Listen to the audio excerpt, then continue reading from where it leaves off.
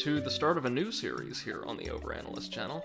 I am fortunate enough to be joined today by our good friend Seth the Overwitch and Comrade Potato. Hi. Howdy. So glad to have you both here after we attempted recording today's podcast like 3 different times, but found out that one of Amazon Services affiliates is having serious tech issues. Hopefully Twitch doesn't have the same, right? We'll see. I mean, streaming-wise, you should be fine. We'll see how the chat works out. Yes, ma'am. So today we're taking on the third and, unfortunately, the final installment in the Super Mario 3D All-Stars collection for Switch, Super Mario Galaxy, which was released in 2007, so that's 5 years after Sunshine, I think, right? Was it? Yeah. And this was, along with Galaxy 2, I think, is it safe to say probably the last Mario game that wasn't a rehash of Mario Bros. 3 that Nintendo released until the Switch? Hey Bunny, he says, Hey, I'm welcome. sorry, stomach. I'll see how long I can last. I really want to watch the stream, so let's see. You Thank should you, take Bunny. care of yourself. Yeah, no, don't put yourself in harm's way for us. I know you said you suffer from motion sickness when it comes to Galaxy, so by all means, don't stress yourself. Yep. So no, this was released only 5 years later, and boasted, I think, probably some of the best motion control integration the Wii ever saw. We're going to see how it was adapted for Switch, but the gist of it was you would have this little on-screen cursor that you could guide with the Wii remote and use to scoop up little currency that appeared on screen. Not coins, but a different form of currency. And Currency. just by waggling the Wii remote, you could perform Mario's basic attacks. So it was very simple, but well-integrated motion controls. I don't know, have either of you guys ever, like, sat down with a Wii for a protracted period of time? I did when I was playing Wind Waker. Okay. So you're probably aware then, the Wii as, like, just a TV remote with its little pointer, its cursor, actually did really well. Like, from the jump. Yeah. Yeah. It was anytime you had to perform any kind of fine, like, lateral or horizontal motion with the Wii remote that things started to get a little iffy.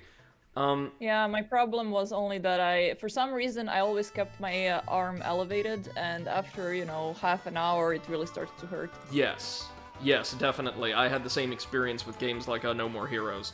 And, oh god, the original Rayman Raving Rabbids. Bunny says, don't worry, though. People have shoved the first bit of Galaxy in my face, so I'm used to the first bit. Alright, no worries. Just be sure to let us know, and dip out the second you do feel a little uneasy, alright? So, okay, Super Mario Galaxy. I'm not going to read the plot synopsis because this game practically doesn't have one. We'll just dive right on in. Oh, look at that, Ice Mario. Gorgeous.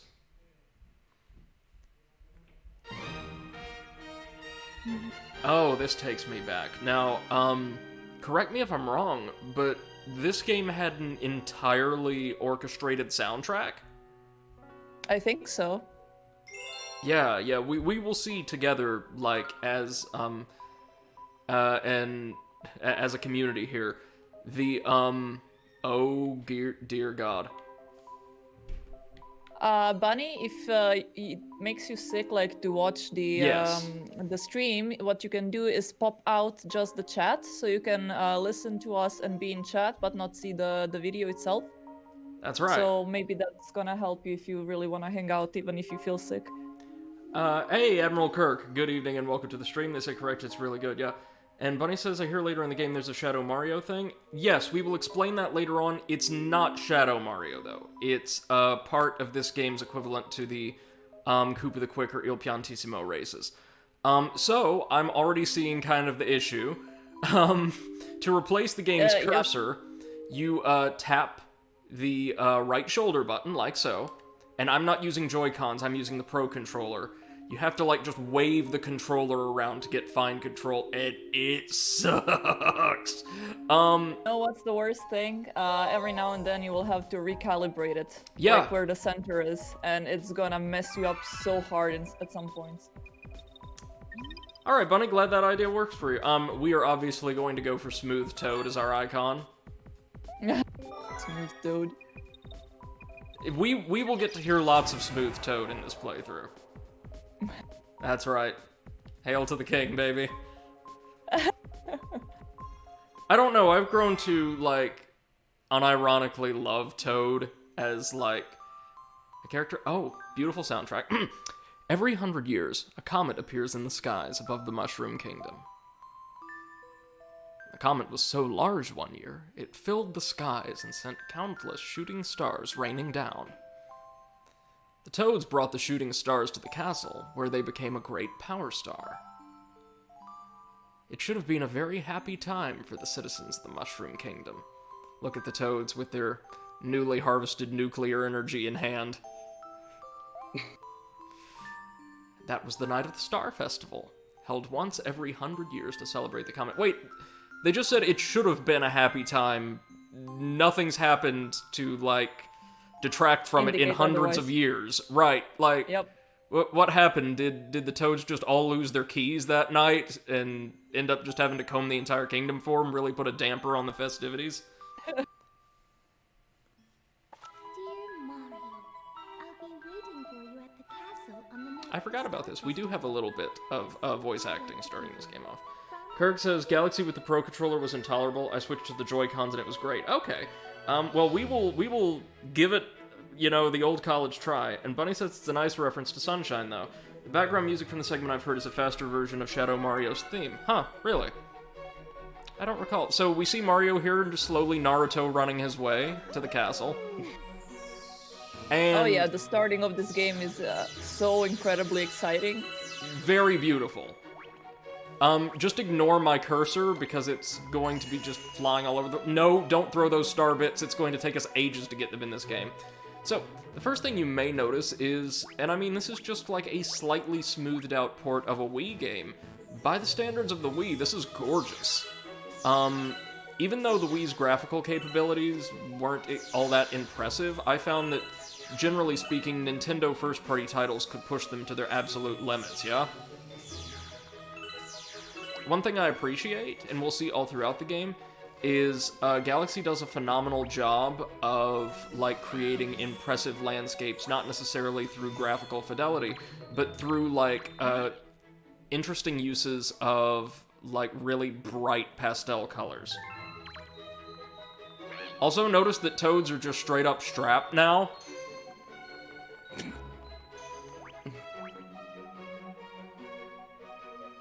Like, I kind of want a Mario Total War game now where I can, like, command phalanxes of Toads. That would actually probably be fun and a lot of people would probably play it. Yeah, no, there was a project that's since been converted into a mod for an RTS. Creating a Total War game, or it was a mod of Medieval 2 Total War, set in the Zelda universe. Hyrule Total War, and it was very, very good. When he says, when I was a child, my dad played this game all the way through. I could only watch him when he was on flat surfaces, but from what I saw, it looked fun. Sad I never got to play it. But that apparently doesn't happen with Galaxy 2? Really? I did not know that. I don't get nausea barely at all with that, so maybe I'll be able to play that one someday. Yeah, it has more... I think it has more flat surfaces, but it also just kind of handles camera control in the, or while on spherical worlds a bit better. And Kirk says it's amusing that Twilight Princess is simultaneously the best-looking GameCube game and the best-looking Wii game. You're not Look, wrong. If Twilight Princess ever gets ported on the Switch, I'm gonna scream. It's a very good game. You know, I never beat it, Of even happiness, of course. though I adore it. And, yeah, this game just starts with Bowser bombing the Mushroom Kingdom. I want Wind Waker and Twilight Princess to get ported on the Switch. Yes. Honestly, a solid port of Skyward Sword would be nice as well. I have no idea how they would manage that with the motion controls, though. True. Bunny says, yeah, I watched some gameplay of it and I didn't feel nauseous. That was exciting for me. Yeah. Yeah, I don't know what the difference would be. How they handled, like, I guess camera control or something like that. Here we have Bowser actually looking pretty good. Like, Oh yeah.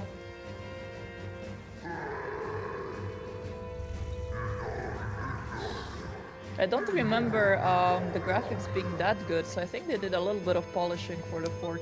They did. I will point out that, like, the water textures in this game, I don't think are quite as good as those used to sell Sunshine, but that's largely because Sunshine was such a... centered so much around the use of water. Bunny says, I also saw Galaxy 2 straight up has Piantas. Very, very briefly, yes, in its tropical settings. And Kirk says, well, the Joy-Con controller is just a better Wiimote, so it should be a superior experience. I really like it how they call that guy Piantissimo. Yeah. You know what Piantissimo means? What? I don't actually. In Italian, it means the slowest one. Oh, that's lovely. So the Toads are reacting to Crisis, you know, in their usual extremely professional manner. We're just gonna go to the castle. They've got this.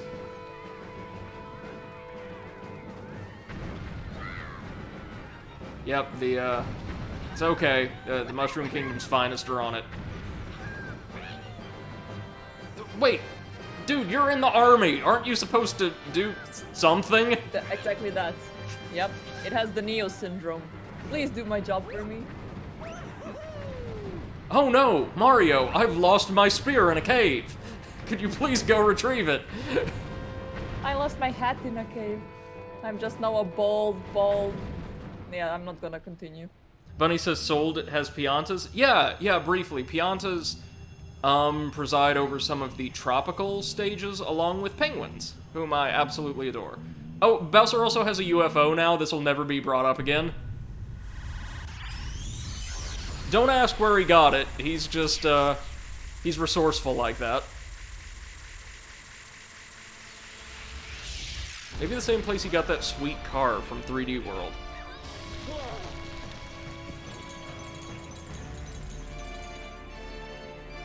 I do hope we get a new 3D Mario in a bit less than 5 years, yeah? 4.5.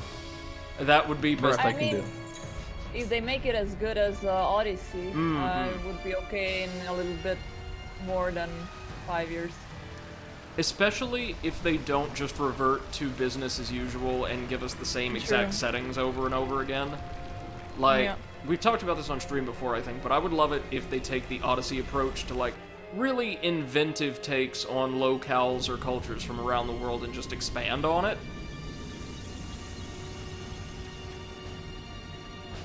By the way, have you seen the news that Nintendo is buying their longtime partner Next Level Games? Yes! I'm very excited. What did Next Level Games do? They made Luigi's Mansion 3, Mario Strikers. They also made a handful of the other, like, side games for handheld, right? Believe. Oh, Kamek also appears very briefly there. We see Magic Koopas in the game, but we never see him again.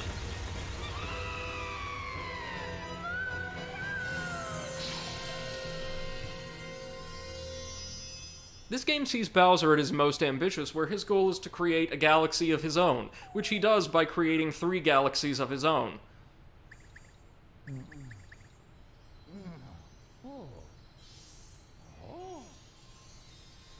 And after coming to and seeing this, Mario either thinks or wishes he was dead.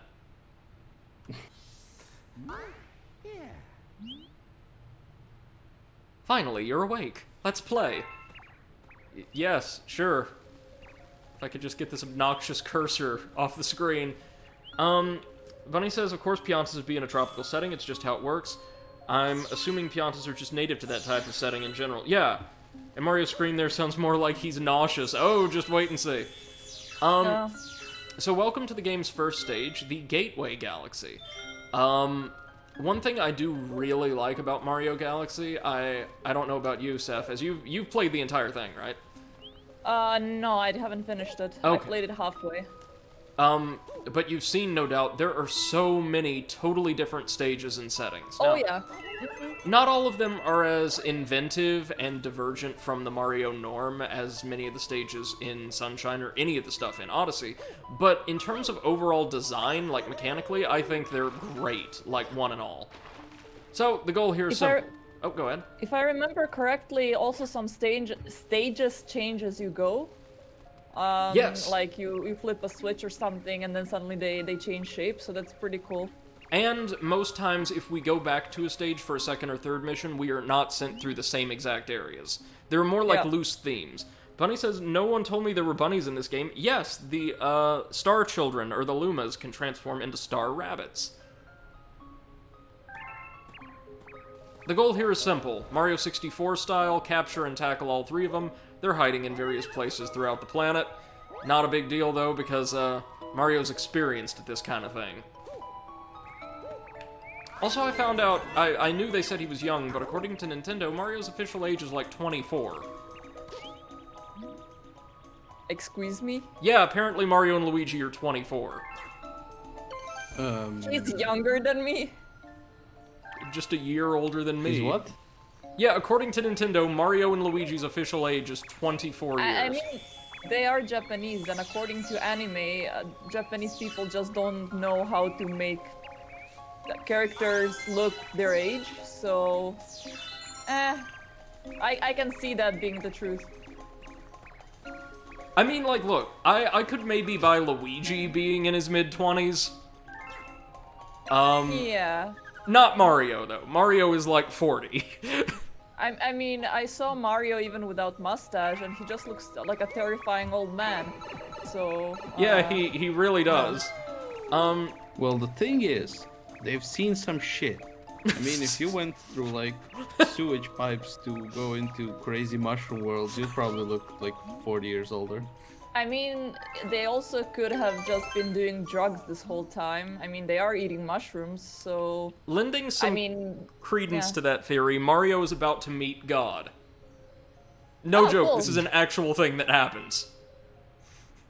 Yeah, well, he's definitely doing drugs. Bunny says that's so cute, I want to draw them. Yeah, no, they're great. You can look up star rabbits on the Mario Wiki, and I think you can get some concept art and the like to work with. And the game looks so fun and wholesome. It is. This is a lot of fun. And I don't know, I wouldn't have said so before we played it, but I may end up ultimately evaluating this one more favorably than I do Sunshine, because this game just does so much right. Oh no, your friendship with Bunny is over. You'll see what I mean. Some of the stages are phenomenal. Judging by anime, Japanese people look exactly the same from 16 to 40, says Admiral Kirk. Yep, and then after 40, they're all grandmas, they're like super tiny Yeah. and have huge buns. Sorry about Men bringing are you also here like so that. suddenly. We should probably tell you where you are. There's a connection here to deep space, far away from your lands. We call it the gateway to the starry sky. Yeah, Mario is like Yeah. at the pearly gates right now. Mama's Mario waiting above. is doing so much drugs. Please help her with whatever she asks. So if we climb up this little fortress, we will meet, I think, more or less de facto the god of Mario's world, Yep. Princess Rosalina, who I adore as a character. Oh, was it you that I told that there's a theory that Rosalina is daughter of Luigi and... Yes. Yes. Mm. She's amazing and is one of my favorite new additions to the Mario staple cast, and a pretty solid character in Smash, too. Oh yeah. I hate her. As a character, I hate her in Smash. Playing as her or against her? Against her. She's like, as in most of the games she's in, like Mario Kart and the like, she's one of the heavier fighters, right? Yeah. Right. I don't know, you would not assume so, judging by her looks, and then you try to bounce her and you're like, what the fuck is wrong with this? That wand That's can not- hit hard. Brady, Yes, sir. you were asking for more Mario content, right? Yes. Well, they just announced today an update for Super Mario 3D World. Oh, no, I saw that. They dropped did? a trailer for it. It had been announced Yeah, yeah. like midway through last year, but we didn't know anything about it. Apparently Bowser's gonna turn into some kind of kaiju.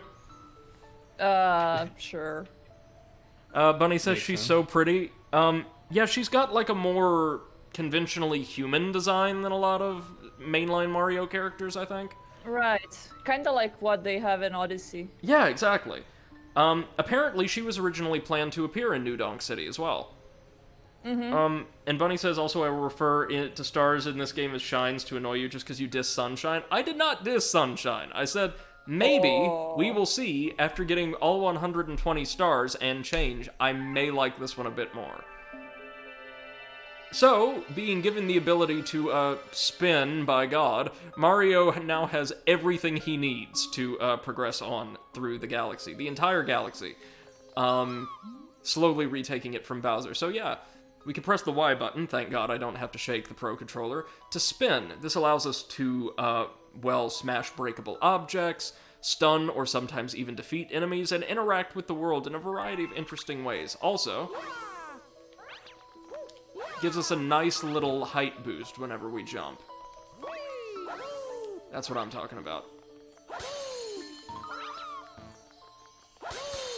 So if we smash all of those crystals, we reveal a launch star. Now by spinning into a launch star, we can propel ourselves straight through the cosmos to arrive at a new planet.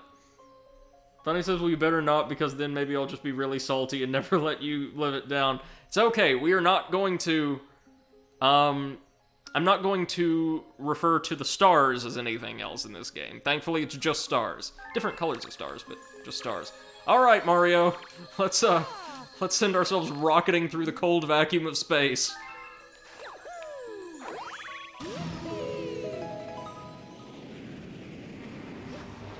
And we're treated to some phenomenal score as we land on this little planetoid.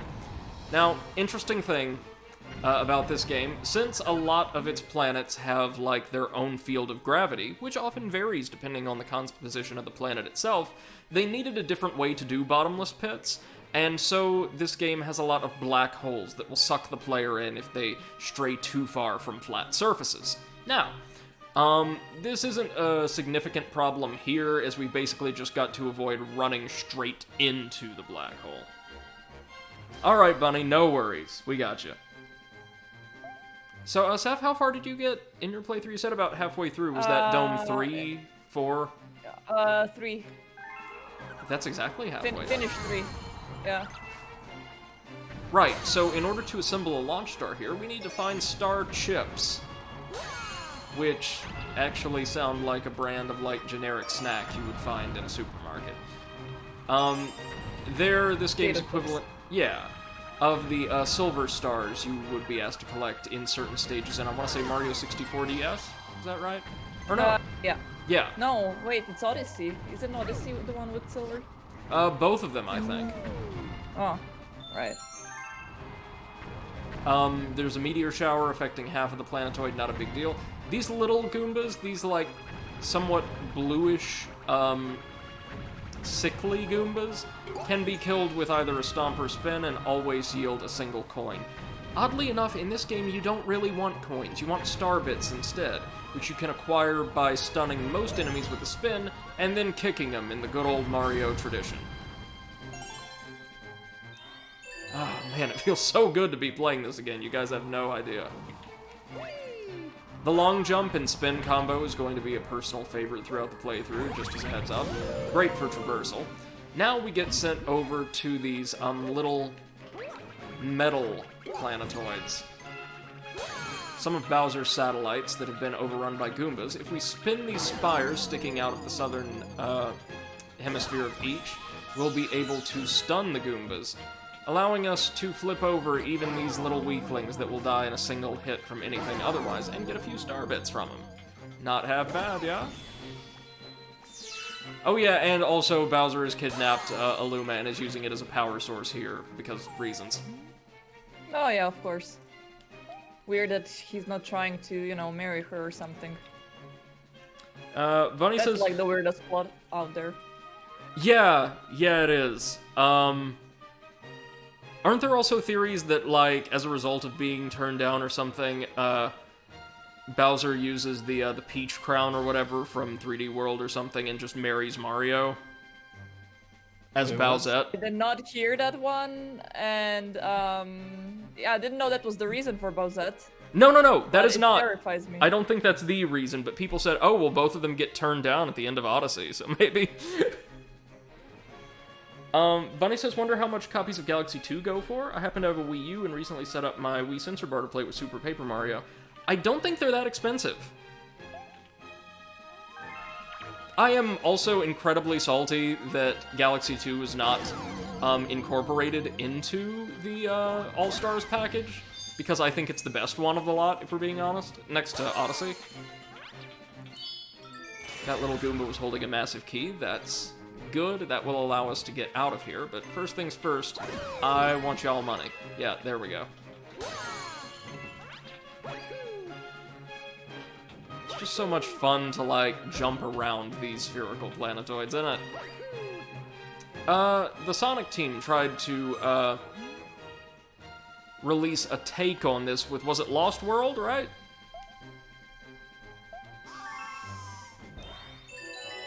Oh, this is a Sling Star.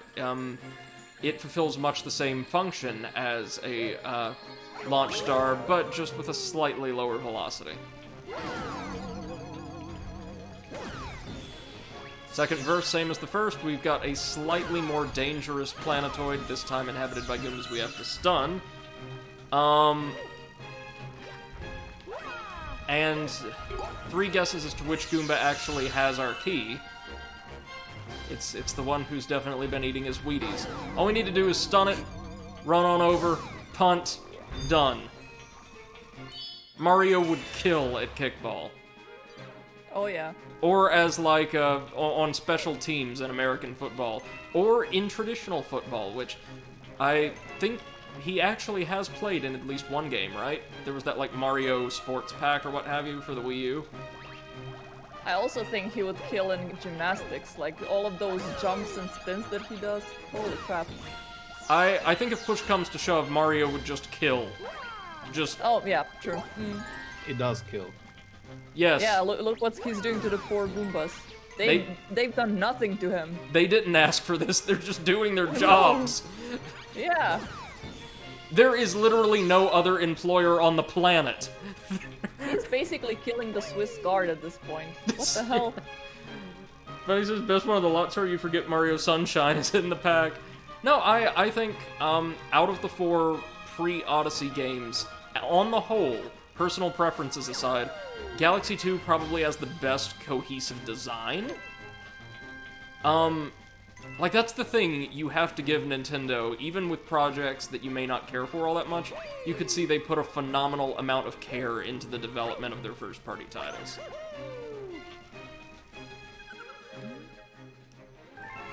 Alright, so now it's time for us to, well, we're not going to destroy the Death Star, we're going to just rip out its power core. Alright, Bunny, thank you so much for joining us. We do hope you feel better, of course. And feel free to do as Seth suggested and pop out the chat if you would just like to join us for the audio journey.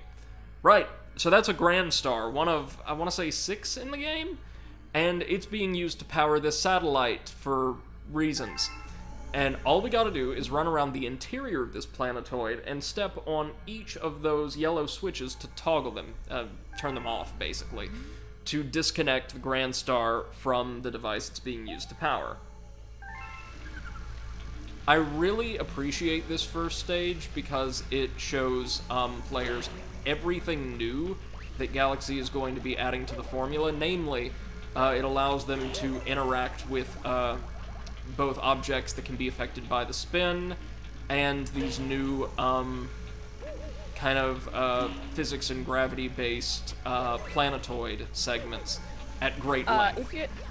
If you're on mobile, Bunny, I think you can just like scroll down and not see the If you're on mobile, you can choose to only listen to audio. Should be like a drop-down menu or something. Yeah. On top, right?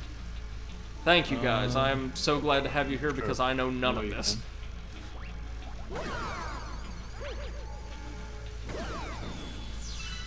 Okay, nice and easy like that. Now we want to collect as many star bits as we can, because they're going to have quite a few uses later on in the game.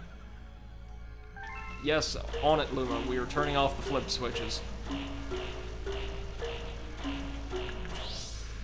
Man, Bowser has the best security. Yep. And with that, we get our first Grand Star. Would you look at that? There's also this extremely calming, ethereal music that plays every time you complete a stage, before you pick up the star, and it is, oh my god, just real ear candy right now.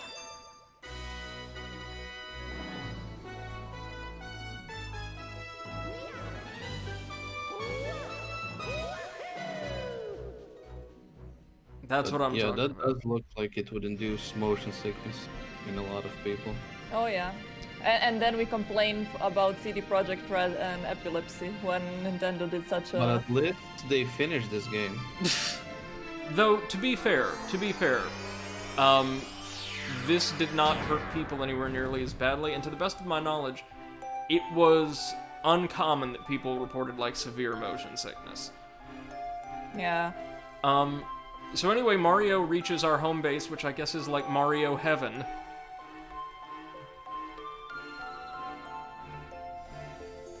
Unless you're playing Super Paper Mario, in which case there's like an actual heaven.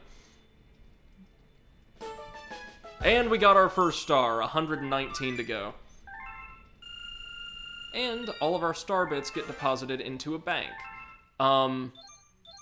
The coins do not. So, here we will see a number of different hub rooms become available to us over time. And each of them will allow us to explore several different galaxies or stages, each with a distinct theme, something I really, really enjoy. So, the Black Luma there is named Polari. He's Princess Rosalina's advisor, and never makes another significant appearance after Galaxy, I don't think.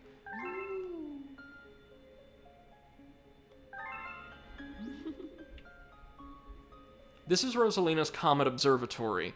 A bizarre little, I guess, pocket dimension roaming the cosmos and keeping watch over, I guess, celestial order that had all of its power taken because Bowser raided it and stole away the Grand Stars, which fuel it. So we're on a quest to turn the lights back on again, which is actually a pretty common theme in Mario's 3D adventures, isn't it?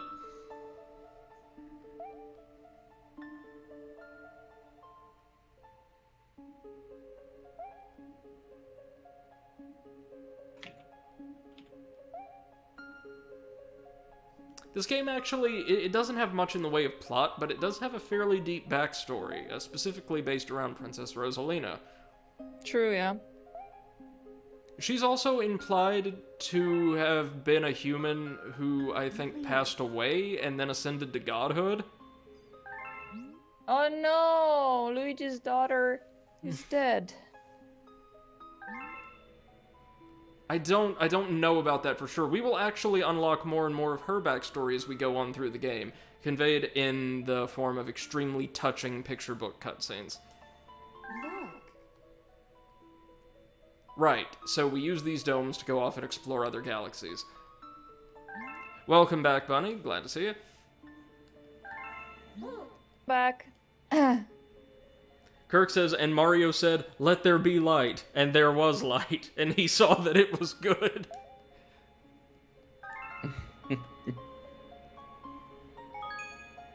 That would also be the most that Mario has ever said.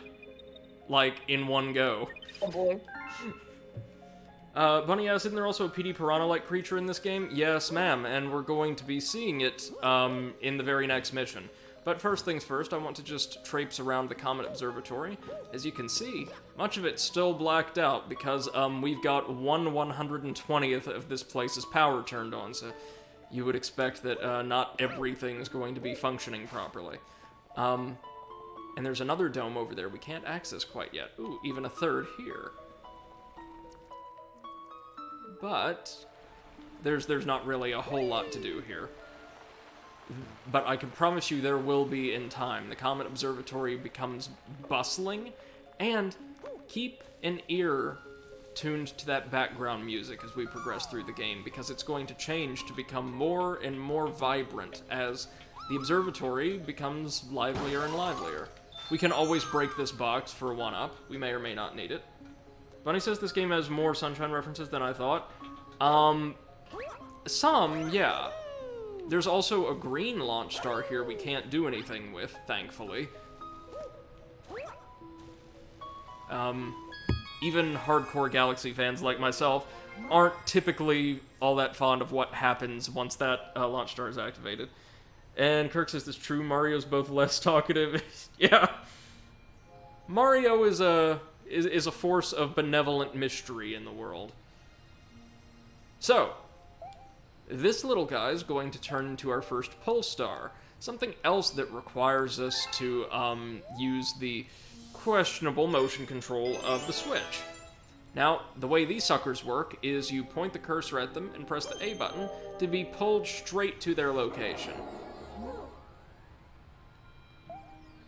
And as you can see, we've got a handful of different galaxies here. In fact, from this one dome, we can access 5 totally different stages, each with at least 1 star, and several having at least 2. Really quickly, just to point out what we've got here, we've got 2 main galaxies. These are the ones that usually have, what is it, Seth, anywhere from like 3 to 6 missions? Yeah. 3 to 5. Yeah.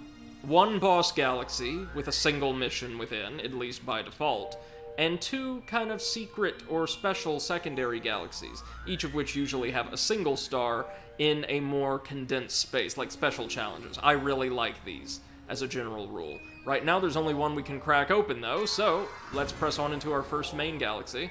The Good Egg Galaxy, a wonderful collection of small... Go ahead. I don't think there was a single, like, level, at least in the first part of the game that I've played, that I really disliked. Yeah, no, same here. They're all so enjoyable from a mechanical perspective, but also kind of... I don't want to say the settings are as unique or as inspired as Odyssey's, because they're not. Oh, definitely not. But they're all kind of distinct from one another in small ways. Yeah. Bunny says, as a hardcore Sunshine fan, I appreciate all I can get. I scream so loud at Bowser's Fury because of the fucking paintbrush. Oh, you'll get to play as Bowser Jr.? Huh, didn't know that. That's kind of cool. I think you can also play as Rosalina in 3D World, which, depending on whether or not she's in easy mode like Nabbit was in one of the new Super Mario Bros. Games, as long as she isn't, I will be maining her through our playthrough. Alright, Good Egg Galaxy. It's time to take our first bold steps into the broader universe, which we actually begin, I believe, at Yoshi's house. Yep, time for our first mission, Dino Piranha. And I could have sworn that had a different name originally. I think it was Dino Piranha's Temper Tantrum.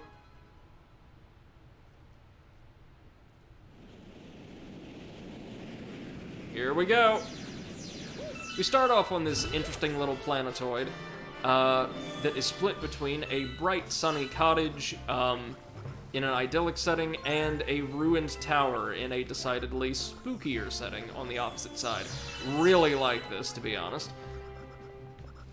And we also meet, I guess, the game's equivalent of the Goomba, because while there are Goombas throughout the entire game, they're not terribly common foes. Instead, we're going to be seeing plenty of these guys, Octoombas.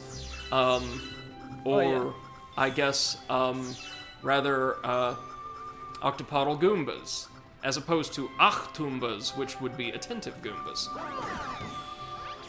Scoop these suckers up.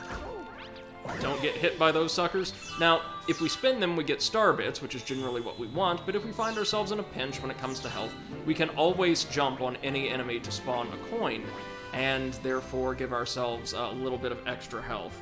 And, I'm actually gonna shut up for a minute. Listen to this music.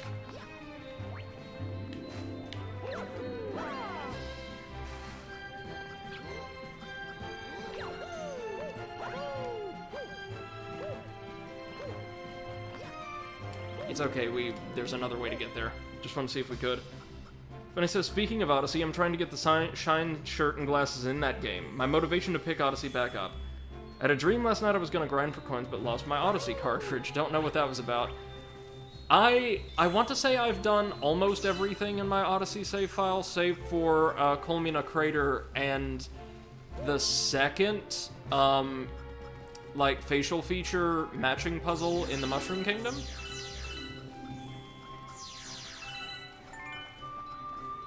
Oh god, I just remembered, if I play through Odyssey on stream, I'm going to have to do the stupid jump rope moons again. Oh, yes. It's okay. I hated those. I cheated my way to the second one. Yeah. So could you? Our friendship is over.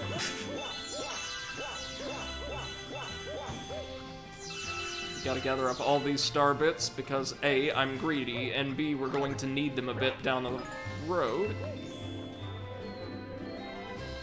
Let's just walk. Know if I wanna go back to Odyssey again first, or if I wanna go back to Sunshine first, or if I wanna go back to Breath of the Wilds first.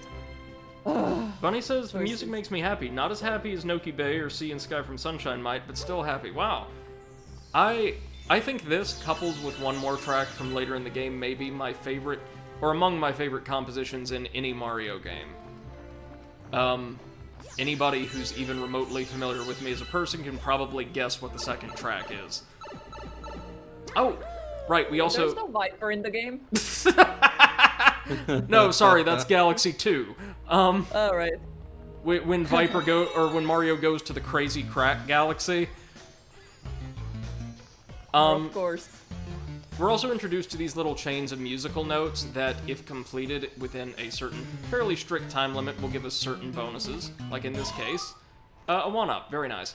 No, the Gusty Garden orchestral track is just beautiful, I think. Now, you can also see these little lamps here on the wall. There's plenty of these little puzzle rooms to find in the game, by the way. If we shoot a lamp, we earn a coin. Easy as that. Exchange your star bits for coins. Don't know why you would do that, but maybe if you're low on health. Bunny says Sunshine, Seth. Oh, thank you for calling me Sunshine.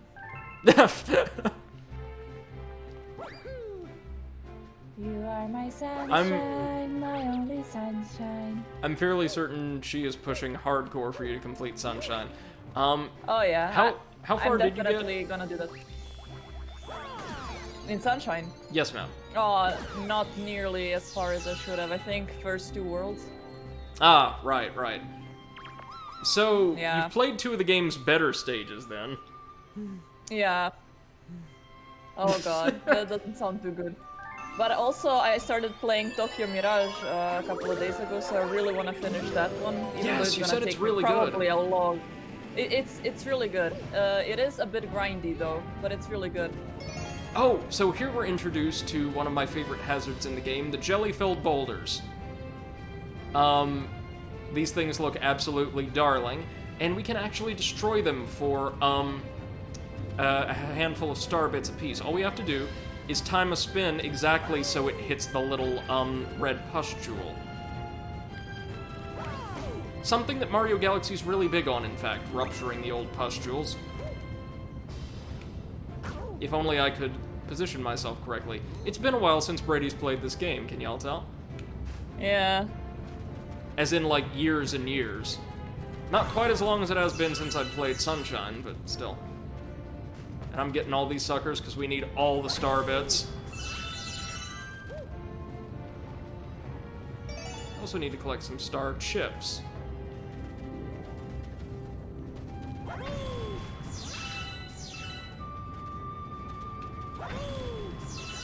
I honestly just love the woodwinds and horns on this track. It honestly sounds like it wouldn't be too out of place in like a Kingdom Hearts game. And I adore Yoko Shimomura's work, so that's a compliment of the highest order. Yeah! Ugh. Shite. Okay, let's try that again. It's the last one. Alright. that will be all we need to buy our ticket off of Peanut Planet safely. Bunny says, I get you, people are way more intense about their fandoms online. That's kind of what the internet fandom culture is for, I suppose. Oh, there's also these little guys. I kind of imagine Bunny, you know, just like grabbing people on the street and being like, "Sunshine! Sunshine!" No, I was about to say, like, man, I grew up with that game, and I was just like, yeah, this is pretty good.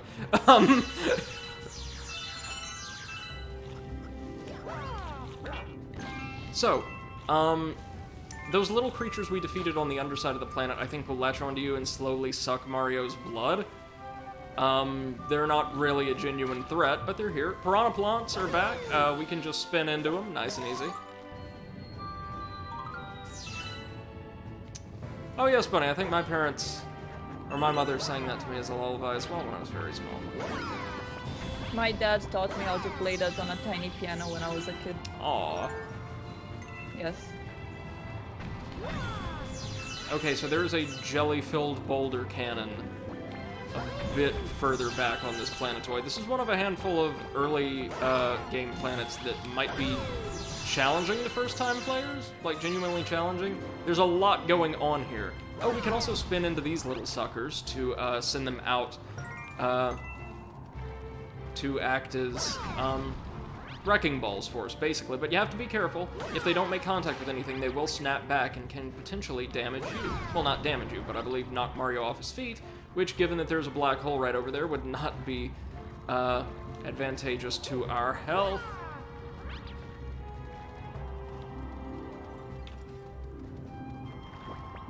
Now hold on, we're not going to do this quite yet, but there is a large purple piranha plant we can interact with here, which can...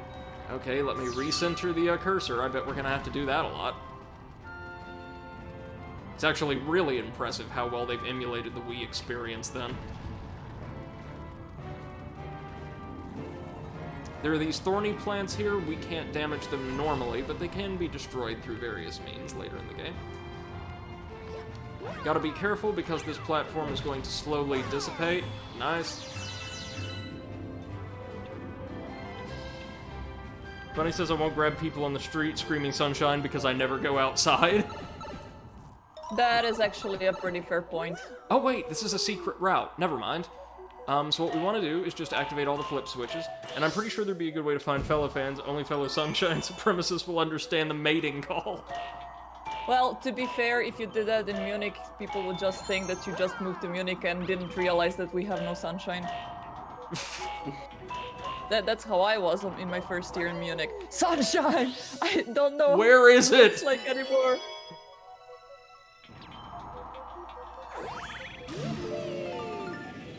Oh no, it just... Oh no, it sends us on to the next planet, never mind. So all we missed was having to, like, spin into that piranha plant's head once or twice after it attacked us to, weaken it, or spin one of the little, globular green plants into it to send its head rocketing off and sprouting a vine that would allow us to reach this little bean-shaped world. Now, is there anything around the ruins here? Yep, got a one-up. Much like earlier, slightly less linear Mario 3D games, this one also incentivizes exploration through the disbursement of little beneficial items. And that's right, after we spin, we have to wait until Luma reappears and drops back down into Mario's soul, I suppose, before we can spin again.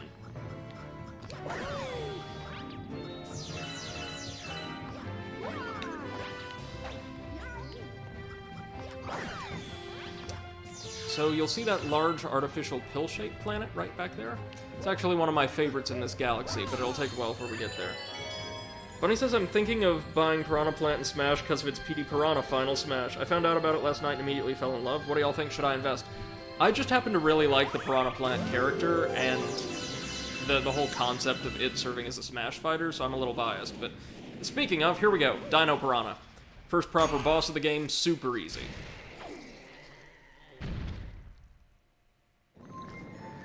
Now, it's not aggroed quite yet, so what we want to do is gather up all the star bits we can, as it just kind of rumbles around. Yeah, that'll do. Did we get them all? If we're hurting for health, we can always spit a star bit at one of those saplings to cause it to sprout, and grant us into... No, it's not a sapling, I don't think. It'll blossom into a flower. To, cause it to bloom into a flower, releasing a single coin. Now, if we smack this creature's tail, we can begin to fight properly.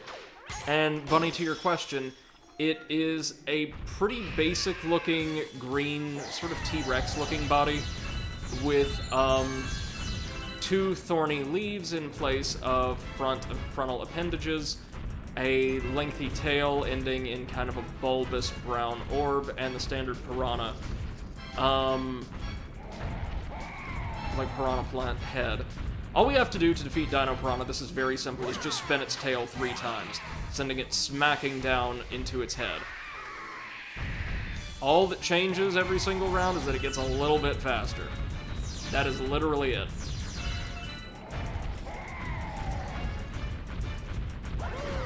We are so good at this game, you guys, you have no idea. That boss is so adorable. It is. I kinda wanna see Bunny draw it. Oh, yeah. This is basically a slightly easier version of Bowser's first battle from Mario 64. Just wait until it slows down long enough for you to get around to the back, perform a basic maneuver, and it's dead. Bunny has to spit shine bits at it to defeat it. No. Star bits are used for very, very specific purposes in this game. And for that, we get our second star. Nice and easy. And Bunny says if you want, you can send an image. I'd be happy to. Pretty sure you can find really good ones on the Mario Wiki.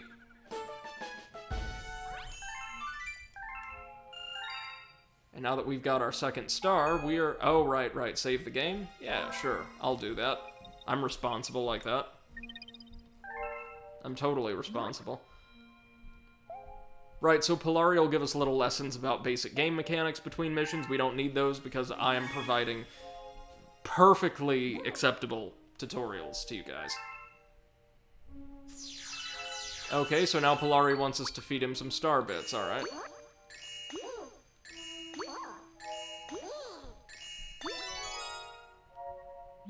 Greedy little so-and-so.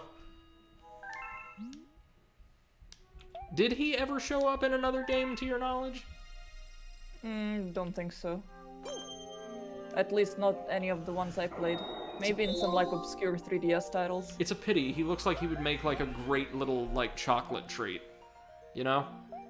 Like Yeah. at the Mario theme park.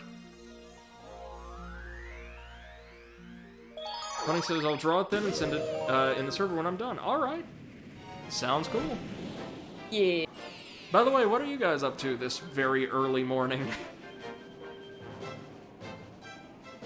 Early morning?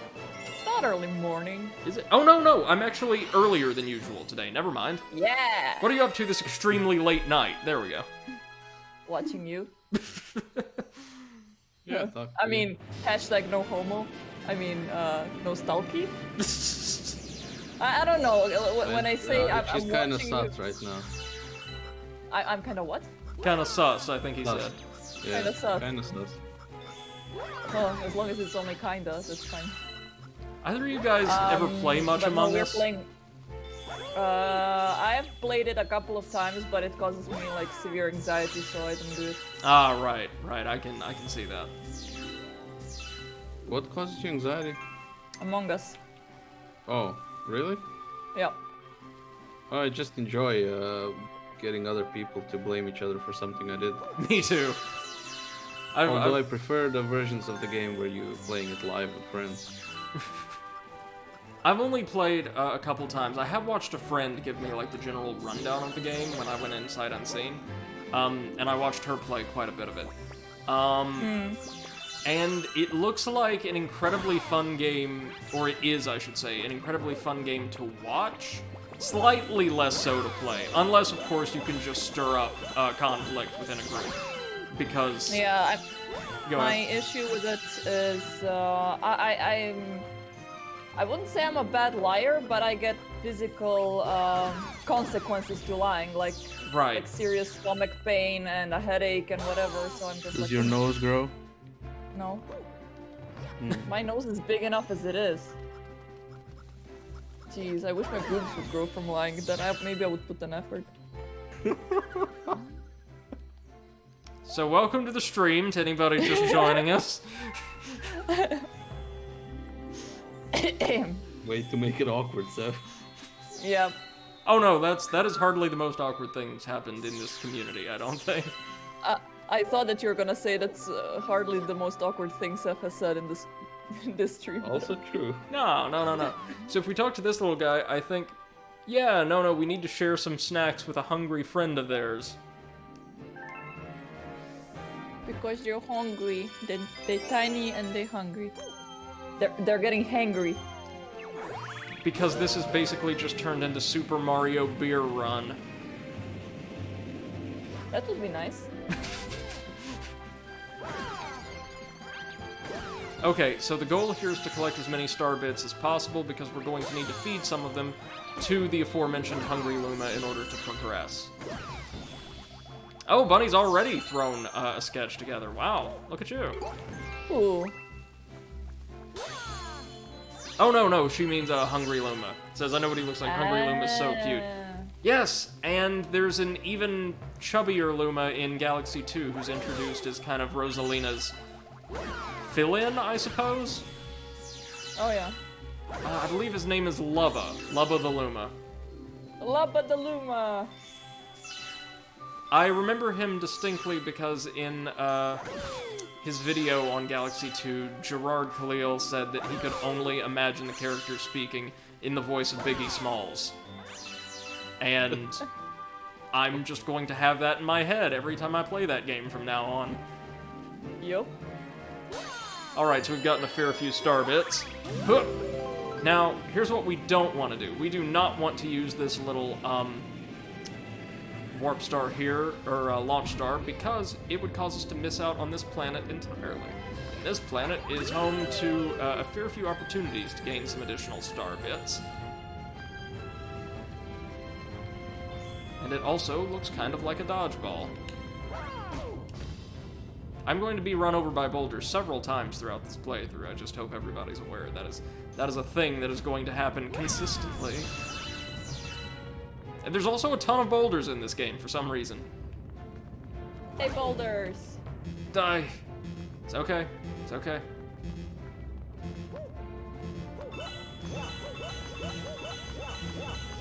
I think we got the one up. I'm not going to go for the boulders because I don't want to die. But we will gather up everything else here that we can. Nice and easy, like. And also, just throughout the game, there's going to be these little comets that will rain down on whatever planet you're on randomly and explode into a shower of star bits. Always extra handy. Off we go!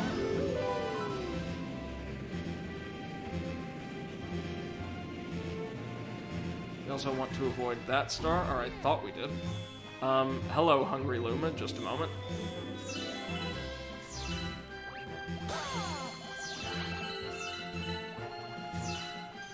Okay, so let me see here. I think the launch star may send us to another planet we can use to farm more star bits. Which is, of course, what we're going to do, not because we necessarily need them, but because I'm greedy. Oh, yeah. That's a good reason. Of course. Because you're Brady? Because I'm bready. Bread. Bread. I wish I could have that. Oh, man. I've got some honey wheat bread just sitting on the counter I really need to get around to.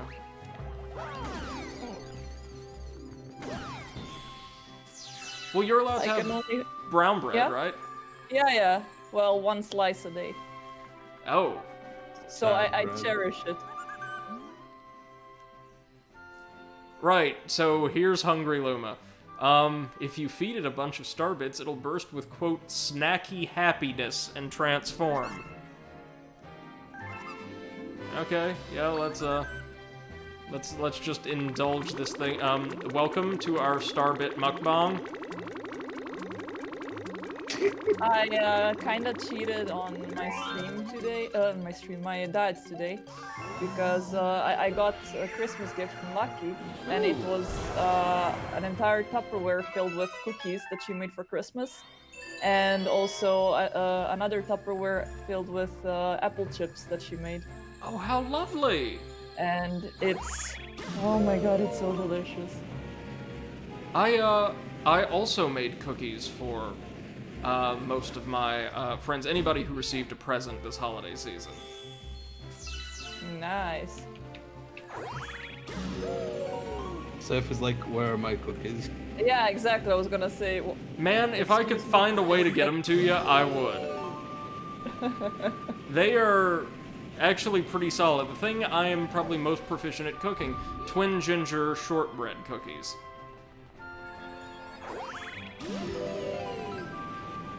Right, so we fed Hungry Luma so much, he exploded into a planet.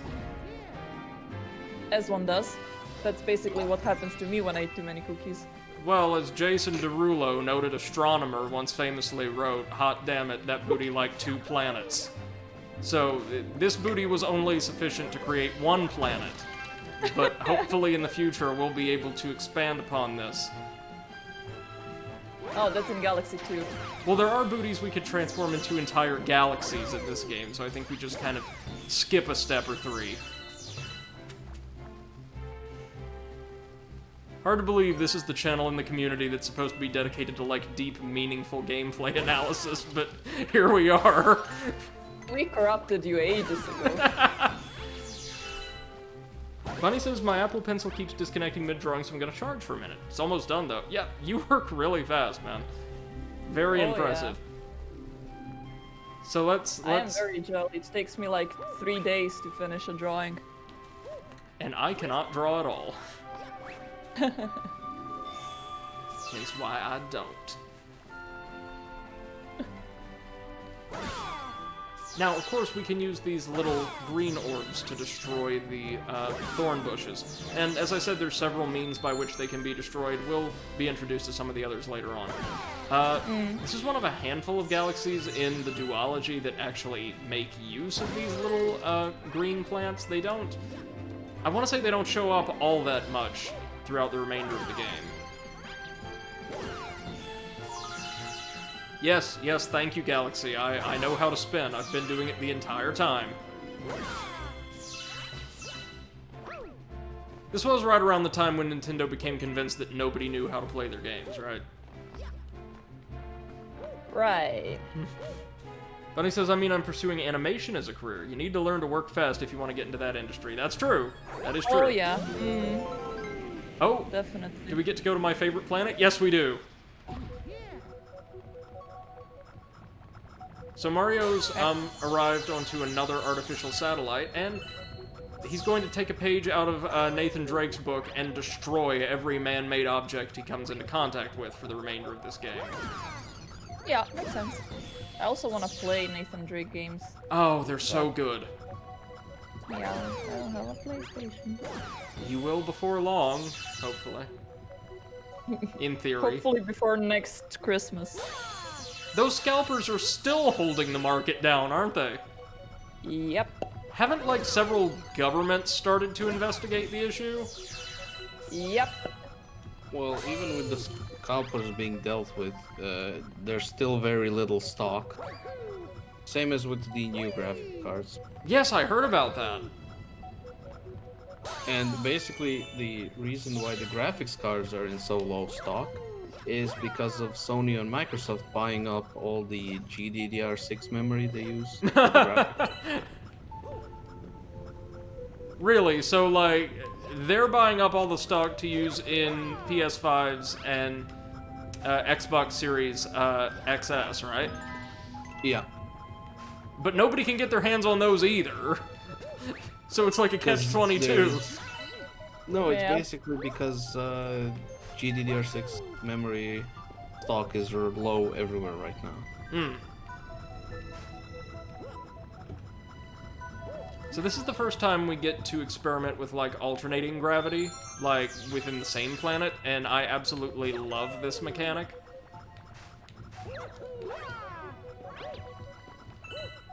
I'm not exactly proceeding through this little tower in the most conventional manner, because of course. But it's a great little place to play around with this mechanic. There's other areas later on in the duology that really experiment with this system and take it to some very interesting places. I'm thinking of one early game galaxy in the sequel in particular. It's like a 2D obstacle course, a pretty lengthy one, done entirely in that kind of gravity swapping or polarity reversing format. It's pretty difficult for the early game too.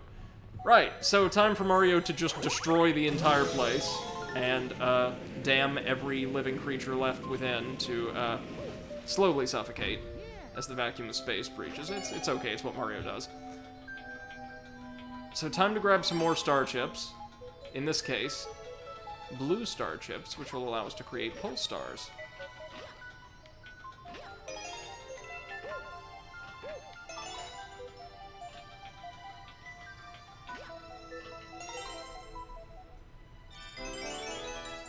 Now there's a couple different ways to get the star. I think we might be able to do so, yeah, just by performing a long jump into it. So we didn't even need to get the star chips, but I wanted to show you the proper way to clear the stage, so I could then completely ignore it. That's how walkthroughs work, right? Yep. Pretty much. Speaking of, have you seen some of the, like, Breath of the Wild speedrun walkthroughs that people have been producing? The one where they cheat the physics and then they just fling themselves into Ganon's castle? Yes! Oh yeah, that's amazing. You know, we could try that on stream one day. Be my guest. I'm gonna sit here and laugh at you. No, I think considering he would be streaming, we would be the guest. Yeah. we are gonna be his guests. So we've unlocked a new galaxy, but we're not gonna do jack with that quite yet. Instead, we're heading back to the Good Egg Galaxy for its third and final star, which is going to bring us to another boss battle. This game's bosses on the whole are actually pretty good by Mario standards. Time to besiege King Caliente's battle fleet. So, something that's obviously, since this game isn't like plot heavy, it's not really touched upon, but a persistent theme in environmental design is Bowser has somehow militarized the entire universe. Apparently, yeah. And all it's going to take is one extremely elderly-looking 24-year-old from Brooklyn to take him down. Who's apparently doing a lot of drugs. The most. Yeah. I mean, let's be fair, if he switched from mushrooms to crack, maybe Viper would be a guest star in one of his oh my adventures. god. Actually, I would love it if, like, in Mario's next fully 3D adventure, Princess Peach and the Toads order him to take out Viper's empire so as not to crowd out the mushroom supply. Like, they need to corner the market on hallucinogens. And I know crack isn't a hallucinogen, but apparently Viper's is just that mystical. He's a mystical being. Maybe if you take consume the amount that he does, you see shit. Maybe even God. You see the truth. Honestly, Viper would be right at home as a random, like, zero context boss in a game like Galaxy, I think, just at the universe's edge, where, like, the bounds of mortal knowledge and the laws of physics are ever present. Bunny finished her art. It's posted in the Discord, apparently. Yeah, let's have a look real quick. Alright. Let's see. Oh, that's very nice. Yeah. Bunny says I'm proud of it, even though it's very hard for me to draw piranha plants. I think you did fairly well. And Admiral Kirk says we all know... Oh, so cute! We know if Mario wants to see God, he just needs a mirror. I just noticed that guy has kinda, underwear?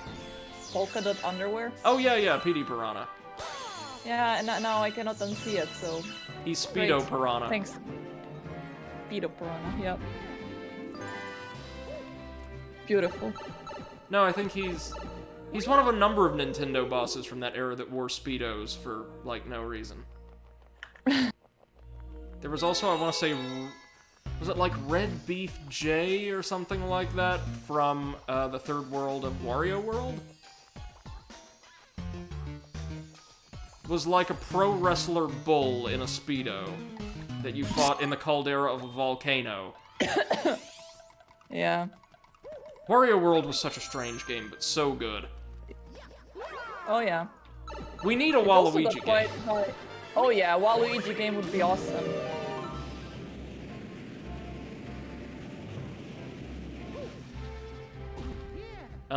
As we could see, the Toads are doing just as well as we could expect them to. Let's go ahead and bust them out. Here we go. Whew, you saved me. Thanks, Mario.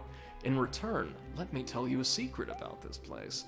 Apparently those spiky things just hate coconuts. Shake the Joy-Con or press the Y button to smack them with coconuts. Thanks, Smooth Toad. You just, you enjoy disorienting yourself there. Bunny says Petey is the god of the Sunshine Universe. We worship him and don't do dishonor to him. Oh, I think we're all pretty Petey positive here. Oh yeah. It's a cute design, I think. So by destroying that thorn bush, we spawn a sling star that'll help us get to the next world, but I want more star bits, you know me. Or coins, as the case may be. Ah, aha, ha. Dig it, dig it. We have little orbs of star bits being contained near the top of that palm tree. So what we gotta do is angle the camera just right and shoot them down. Sometimes you have to spend star bits to make star bits. That's just how it goes. There actually is I believe, a star bit bank in Mario Galaxy 2 that one of the Toads runs. And depending on how many star bits you end up giving him, he, like, starts wearing and carrying increasingly ostentatious equipment. So he's not taking good care of your money then? Just spending it everywhere? Probably not, no. I mean, that was right around the time when, like, even in Paper Mario games, Nintendo themselves started to lean into the public conception of Toads as, like, hilariously incompetent and, like, annoying. Kirk says, shouldn't the god of the Sunshine Universe be Apollo, or maybe Amun-Ra? Yeah, or the Aten? And Bunny says, for real though, I love anything that comes from Sunshine. PD's recurring in a lot of games and is a very blatant That's from Sunshine thing along with Pianta's. Yeah, he's been making a lot of appearances, very recently. There we go. Hey, puppy. Oh, what's she doing? She came for her night cuddles. Ah, of course, yes. Yeah, she demands her night cuddles before going to bed. As you do. So one thing you can appreciate about not Sunshine, but Galaxy rather, is compared to the previous two games, the missions are even longer and more complex, something I really dig. Alright, well, we'll just leave the thorn bushes for now. To get off of this planet, we just have to spin a coconut into the pokey, and then... spawn ourselves a little launch star from it. That's what I'm talking about. Now we reach this poor, desolate little area with a pair of chain chomps. Now, these chain chomps are chock full of star bits, and what we need to do is pop on down into this puzzle room to get our hands on an item that will allow us to extract said star bits from them. Dig it. Huh. This is the game's version of a Power Star.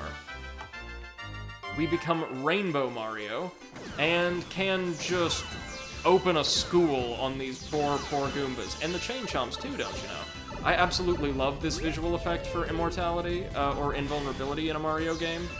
Wish other titles would make use of it as well. Hard to believe what started as a basic blinking effect on the NES could turn into something so colorful and so lovely. And I think we may be near the boss stage, or the boss world. Not quite there yet. Copy. More cuddles. Okay. Smoochies. Bunny says, Gooper Blooper from Sunshine appears in my second favorite game, Paper Mario Origami King is a paper mache boss. Does it? Oh, yeah, it does. It does, that's right, on the cruise ship, I think. Yeah, Paper Macho, Gooper Blooper. PD is supposedly in Color Splash, which I'm playing through and I'm so looking forward to it. Yeah, Color Splash is a cute game. It's not on the same level of quality as Origami King, and I think it's safe to say nowhere near the earlier titles.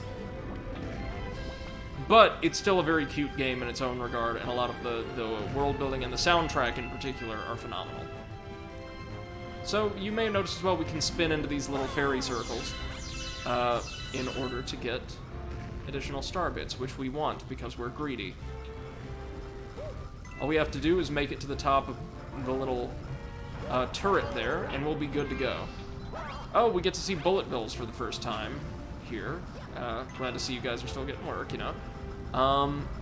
They aren't a super big threat in this game, although, unlike in, say, Sunshine, these bullet bills will all automatically home in on Mario if he's close enough. Like so.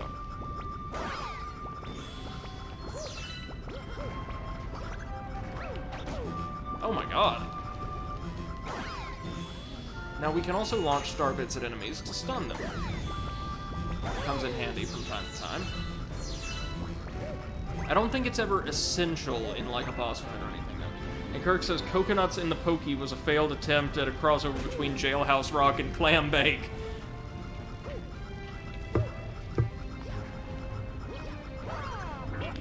Coconuts in the Pokey does sound like a terrible B-movie from back in the day, doesn't it? Yeah. And Bunny says you accidentally called Galaxy Sunshine. I will get the names of these games mixed up all day long. Always do. And shines and stars and whatever. Yeah, they're all the same thing. It's Mario. Point. Mario stuff in Mario games. There you go. Right, so Mario has infiltrated the royal escort here, so now it's time for him to sneak on board and assassinate the Emperor for the Dark Brotherhood.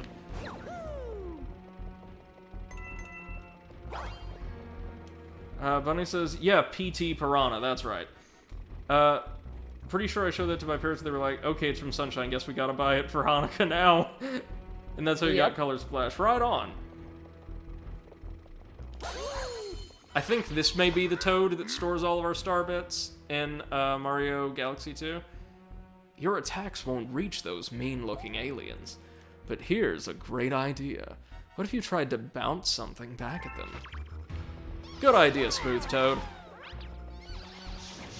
All we gotta do is wait for them to spit out coconuts, jump up, and spin into the coconuts to instantly defeat these suckers. Nice and easy.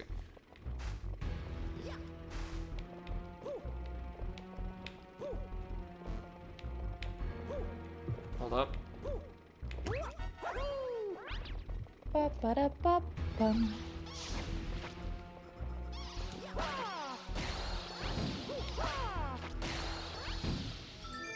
Thank you, extremely blatant tutorial for the boss of this stage.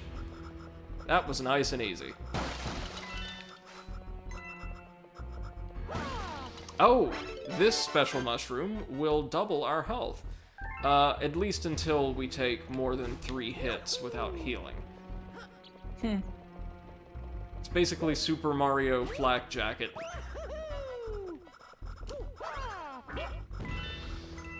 Bunny asks, were there any Bob-ombs in Galaxy at all? Oh, yes, ma'am.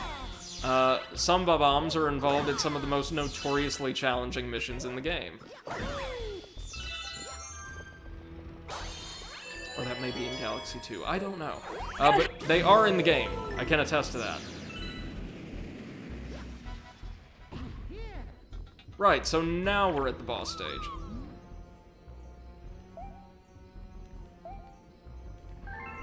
Yep, there's big danger up ahead, except it's not much more difficult than the original. But one thing I gotta appreciate, dig these, like, reflection effects on the tar here, and also just generally, like, the design of the top half of this planet. For the time this was released, and for the Wii especially, this looked gorgeous. Yep. This big O Squiddo is King Caliente. All we have to do is wait for him to spit out a coconut, then just spin into it until it makes contact with him. We may need to volley it back and forth a few times. Not bad at all. And this follows Mario's trademark rule of threes. Oh, he will spit out these lava bubbles from time to time in the third phase, which make things a little bit more difficult. But not extremely so. I don't think they have a very long lifespan. And there we go.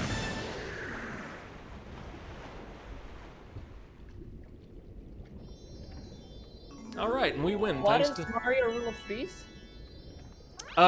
You know, bosses or other significant encounters in Mario only requiring 3 hits every single time to take down. True. Mm-hmm. Never more, never less. That would be averted, I think, in Mario Odyssey, right? A lot of the bosses have way more complex patterns that you only need to exploit twice. Yep. And all of the Brutals go down in 2 hits, right? Yep. Bunny says Bob-ombs are my favorite. They're in Sunshine but with a super cute... Yeah, the digital design. I actually really like the digital Bob-ombs as well.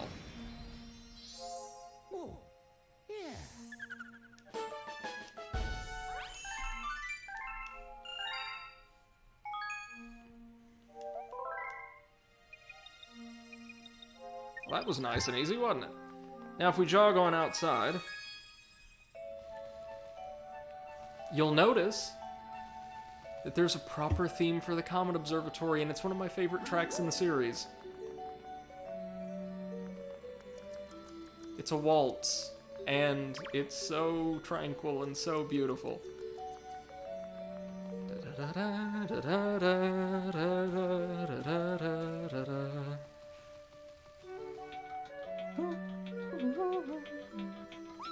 God almighty, this takes me back to my childhood in a really positive way. Man. Oof, the nostalgia just hit me hard. I remember playing this, God, it came out late in the year, so sometime around the holidays, next to the Christmas tree with the space heater on at night. This was back, of course, when, like, day and night had any significant impact on our lives, of course. Man. Bunny's playing Odyssey, right on. You are my sunshine, my only sunshine. Kirk says one could therefore play it at a wedding. Yes, and I'm certain people have. Bunny says, holy shit, I'm so used to Sunshine, I forgot how Odyssey controls. Yeah, on that topic, can we, like, all appreciate just how well Odyssey controls? So tight. Oh, here we go. Time for, a different type of stage. This is the Honey Hive Galaxy, another stage I really like. But, you'll quickly see that a lot of stages in Galaxy are divided into one of 2 types. They'll either be like the Good Egg Galaxy with a number of small planetoids that you're sent bounding between every couple of minutes, all throughout the stages, or they will have a single central landmass that you largely explore different sections of through the aid of launch stars, or, like, will leave to explore a couple satellites and return to, so they function more like traditional platforming stages. This is the first of those, and it's really neat. It also introduces us to the first of Mario's special shrooms. It's okay, he doesn't have a problem.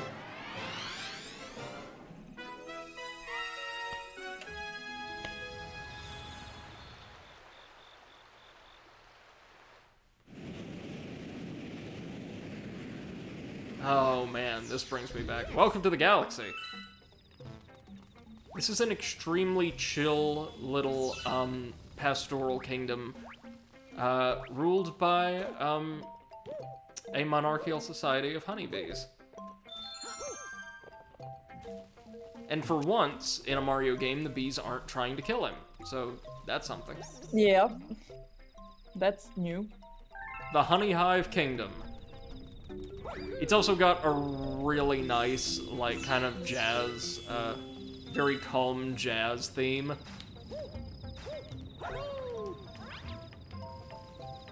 and so many little secrets to explore. Whoop.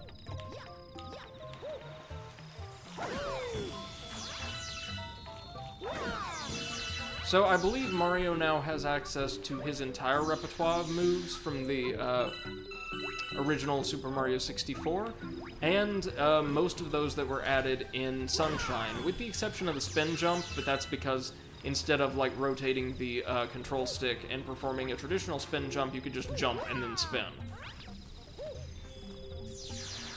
Let's see what's down in the pipe. Oh, it's another bonus room. Lovely.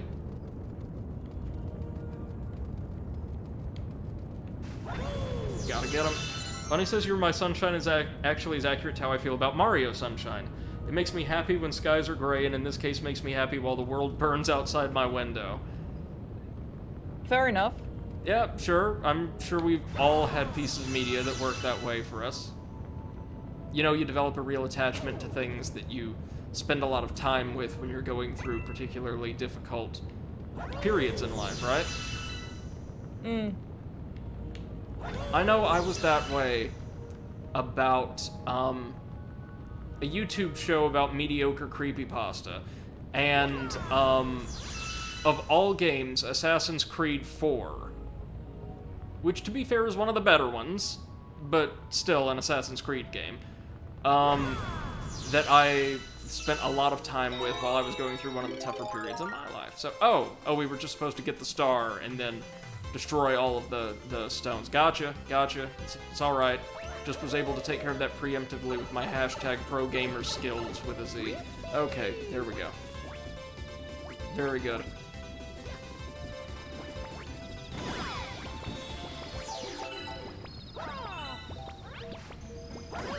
Now, when there's infinitely spawning boulders like this, we can destroy maybe 2 or 3 in order to gain star bits, after which they'll simply stop providing them. It's okay, because Oh those god. Yes, ma'am. You're making me so jelly, and I want to play on my Switch, but I really need to finish my book. Okay, what are you reading? I'm finishing Agatha Christie's Murder of Roger Ackroyd. Oh man, my grandmother absolutely adores those books, and so I grew up, even though I have very faint memories of most of them, on them. She had an entire wall in her bedroom dedicated to bookshelves housing only Agatha Christie novels. Oh wow, that's amazing. This is my first novel by her. I just went to, I googled like books that you have to read before you die, so that was one of them, and also A Slaughterhouse 5 and Lord of the Flies, so I read all of them. No, Seth, don't read all of them. If you read all of them, you'll die. Yes, you need to read them before you die, so if you read them all, you can die. Or you need to find Until a way... You read... Go ahead. Go ahead. I was going to say, like, read 99 out of the 100 books, construct a phylactery, and then read the 100. Bunny says, right now I have the Mario 64 costume on in Odyssey. I remember I wanted to beat the game solely because of that costume, because I really wanted to play Mario 64 back then. That's what happens when you try to move around while reading chat. That was before I discovered Sunshine existed. I think my favorite costumes in Odyssey, aside from Golden Mario, all have to do with, like, formal wear, because that is just on brand for me, and I'm very boring. Anything that has Mario in a suit. I'm sorry, Potato, what were you going to say earlier, man? Oh, I was just saying, if she doesn't read them all, she can't die, so, you know, don't read them all. I'm immortal. Immortality through illiteracy. Yeah, well, probably that's what half of America is striving for. I was about to say, like, the author of My Immortal must be in great shape, then. Right, so by taking this shroom down here, Mario can transform into B Mario. I actually really like this power-up. We mentioned in Sunshine that a lot of Mario 3D power-ups feel extraordinarily ancillary and kind of tacked on, but this one is used to great effect in different scenarios throughout the game. Now, B Mario's most simple modification to the base gameplay is that it allows Mario to hover for a pretty significant period of time, as long as the fly meter is filled, of course. And I want to say it gives him a slightly floatier jump, right? Yeah. The trade-off is we cannot perform our standard repertoire of more acrobatic jumps, your double jumps, your triple jumps, your backflips, and all that.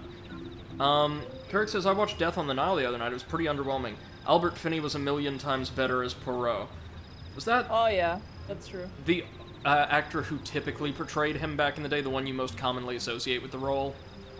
Yeah. Yeah, he was great. And Kirk says, not the bees! Not the bees!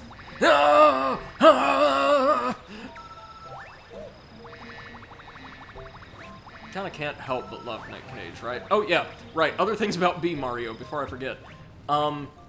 We cannot make contact with water, lest we will lose the transformation. And B Mario is able to cling onto and crawl along certain special surfaces, a la Spider-Man. But bees. Oh well. Spider-Man does whatever a spider can. He says, I put on a straw hat. I'm now 64 Mario, but with a straw hat. Okay, so when does his arc of One Piece begin? I was gonna say the same.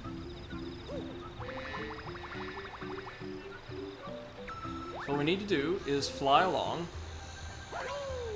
until we reach the Queen Bee's castle. And yes, that, like, open courtyard she's sitting in is apparently a castle. That's how that works here. Bunny says it looks insanely adorable. Yeah, it does. Oh, yeah, also, while we're flying, if we collect coins, we'll recharge just a teeny tiny bit of the fly meter. There's also a 1-up behind here, which we may or may not need. Hold tight, because it's time to slide.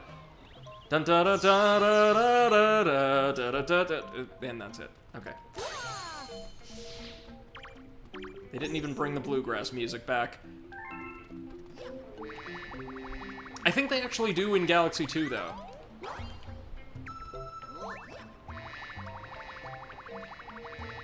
Yep. Oh, right. B Mario can also maneuver around on these very light flower platforms, which ordinary Mario is, I believe, too heavy to be able to stand on, and will just crush straight through. Want to avoid the honey here. It's not harmful or anything, but it will bog us down.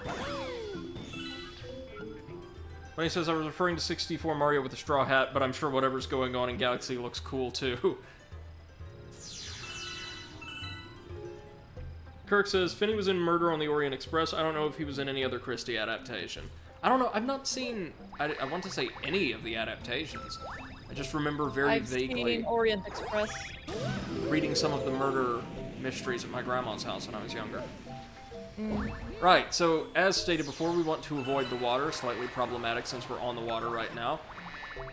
These Octoombas will spit stones at us. Not a huge deal, but it means their repertoire is a little bit more expansive than the standard variant. Whoop.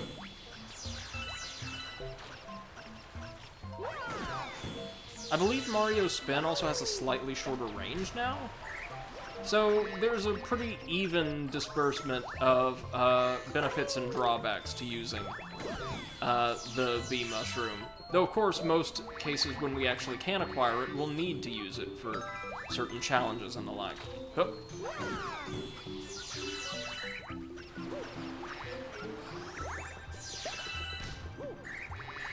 So these flowers we can use to catapult ourselves to new heights. Oh, right. Also, if we take damage, we lose our... Damn it all. We lose our, power-up. Pretty important to remember.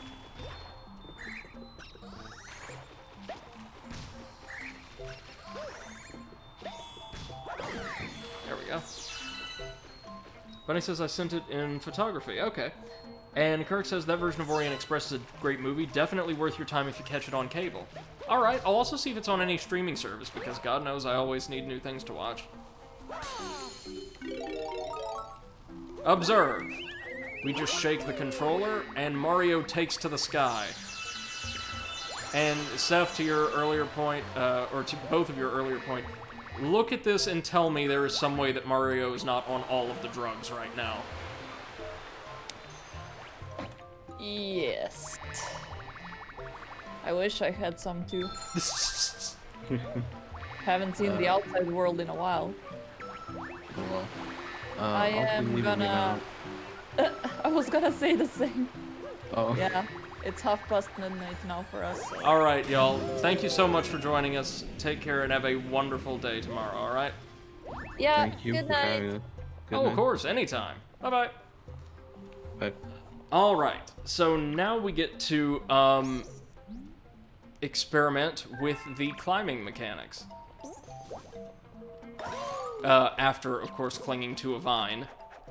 And launching ourselves all the way around the platform so we can get some more star bits. But he says I'm too young to commit drug. I've never partaken either, nor do I intend to, so you're in good company.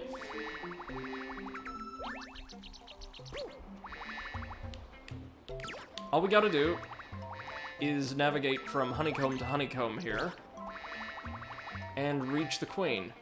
Nice and easy, yeah? And as you see, I believe the field of gravity is actually pulling us into the wall.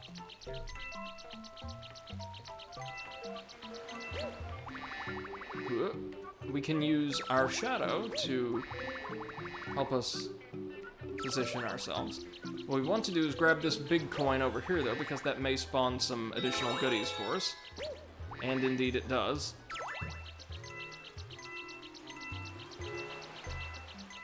I don't think we get anything extra for collecting all of them, but wanted to grab what we could. Couldn't grab anything there already.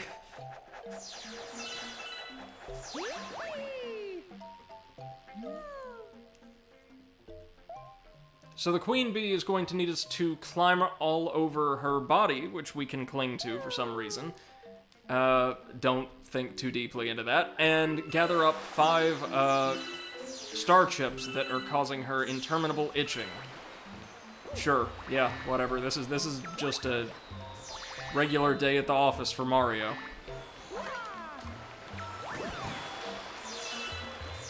I really do like the design of this world, to be honest.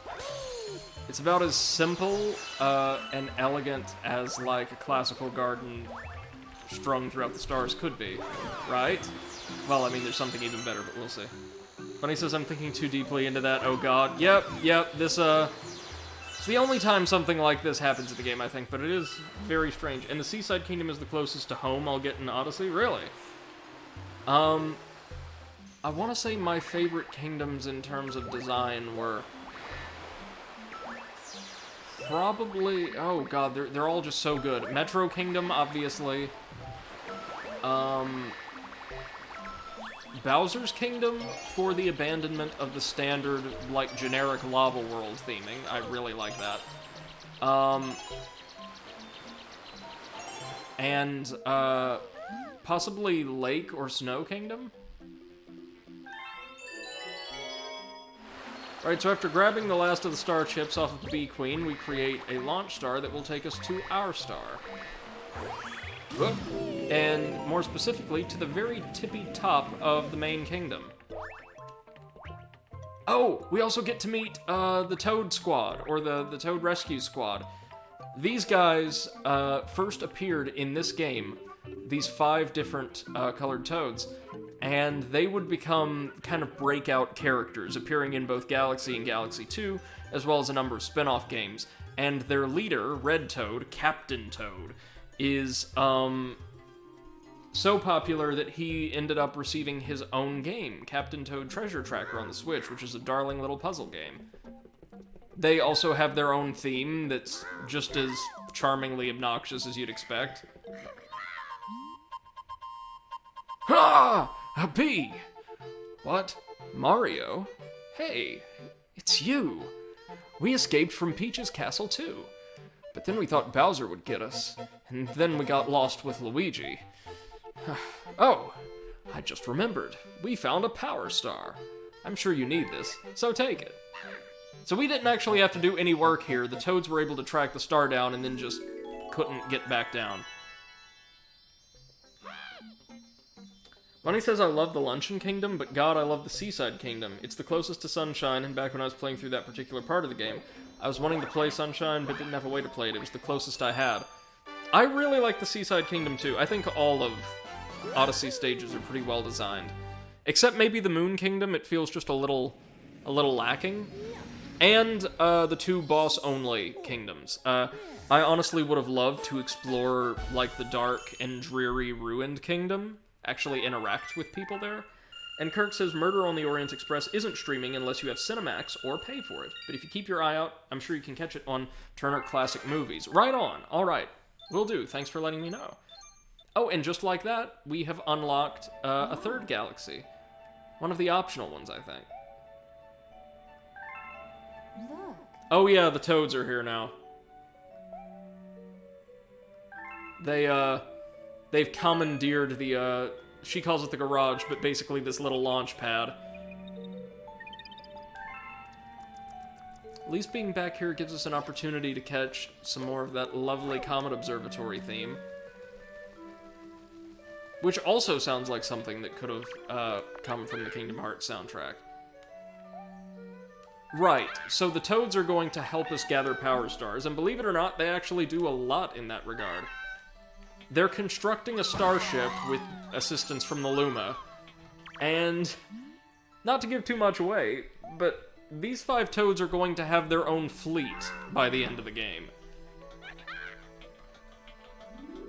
3 of them are kind of hard at work. One of them's just wandering around, and the other's standing on top of a hill.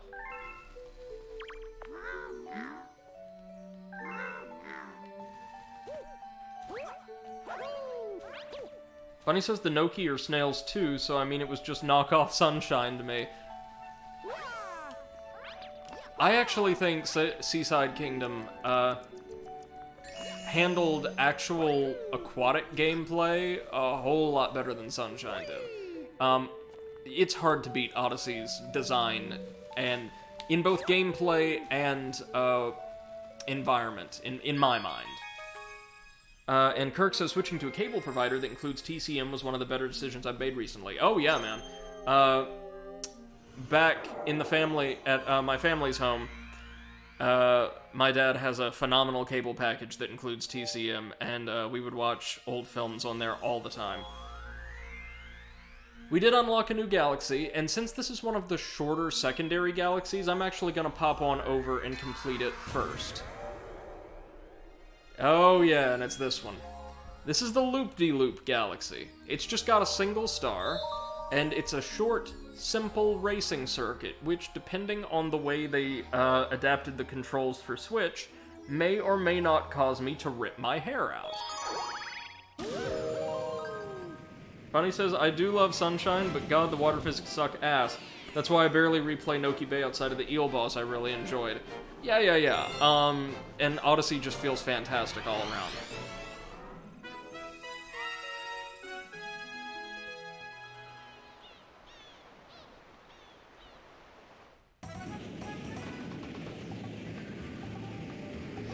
Welcome to Surfing 101.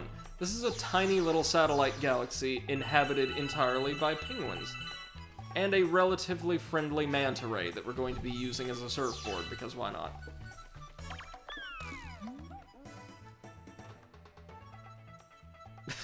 I actually really like this dialogue. Around here, we surf on rays. I'm serious. We call it ray surfing. That's what we do. Oddly serious.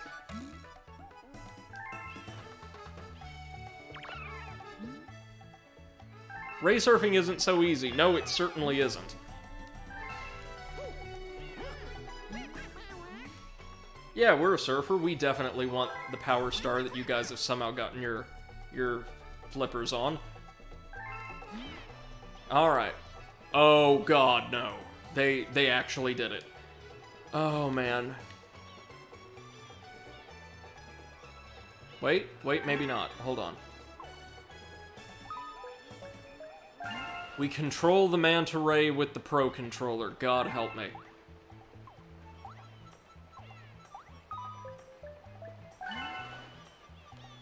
We may or may not have an easy time of this, kids.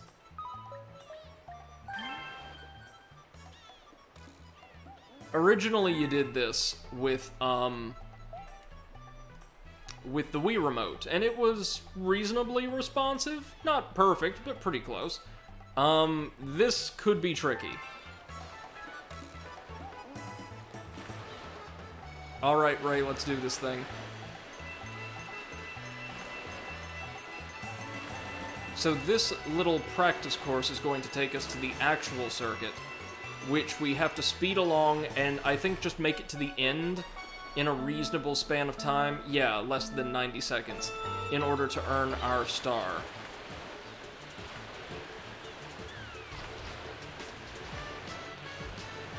And yes, the little bobbing waves are rendered with some degree of realism, and so they're going to be like pitching and tossing us about. Yikes, yikes, yikes. Okay.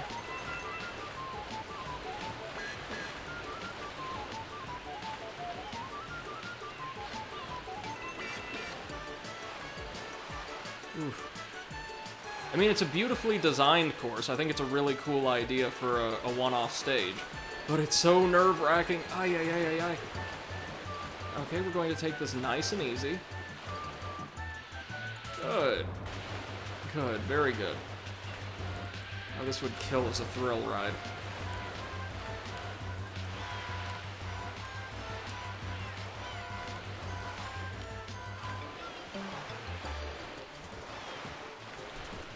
There we go. Hey, MC, good morning to you. Hope you're doing well. Or good very late night, as the case may be. And I have almost zero energy also. Hi, good to see you, good to see you. And Bunny says, I love the little dog with the hat. Yeah, yeah. And Kirk says, oh yeah, this shit is why you want the Joy-Con instead. I actually don't have my Joy-Cons.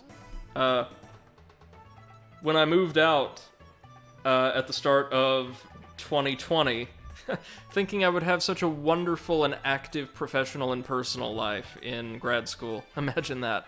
I just didn't take the Joy-Cons, just my Pro Controller. And Bunny says, bold of you to call me a kid, I'm an adult, or just 2 years off. I collectively refer to my audience, as I do my classes, as kids. Even though odds are I'm much younger than many of you. Sorry, it's just a verbal tick. So, despite the controls not being fantastic, we handled that pretty well, I think. We can be proud.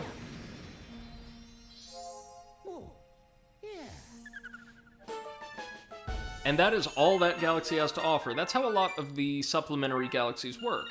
They're one-offs with unique environments designed for specific, usually mechanically unique challenges. I really like them as a whole. Is there anything out here? Nope.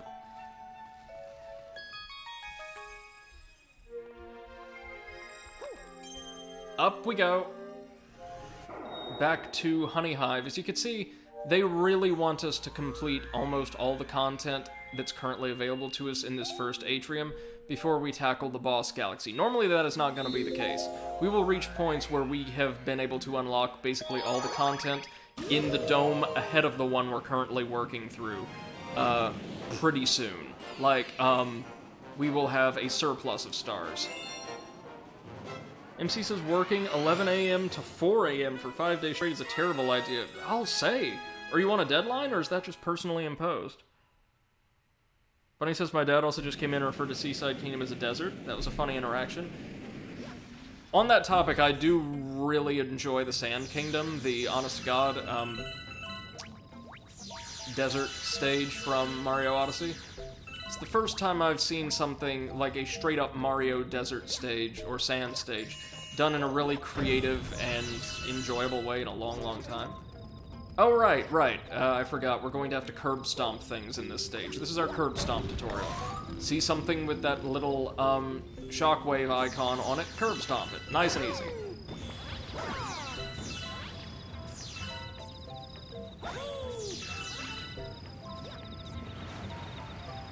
The bees are even demonstrating how to curb stomp for us.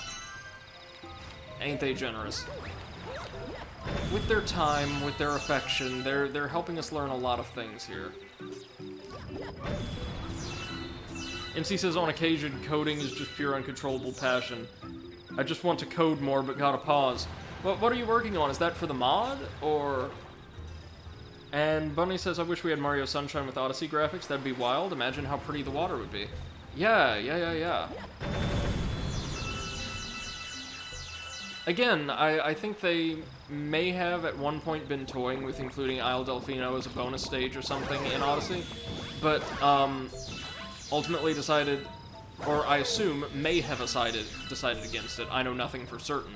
I just know it was present in some promo art and not in some other. They decided to have the Mushroom Kingdom as the only throwback stage, which is perfectly fine by me, because I generally dislike it when Nintendo, and especially with their Mario games, become overly self-referential. I prefer seeing new content every time, thank you very much.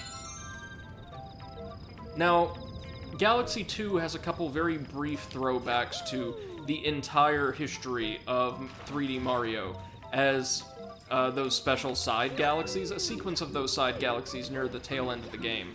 And they're handled pretty well, I must say.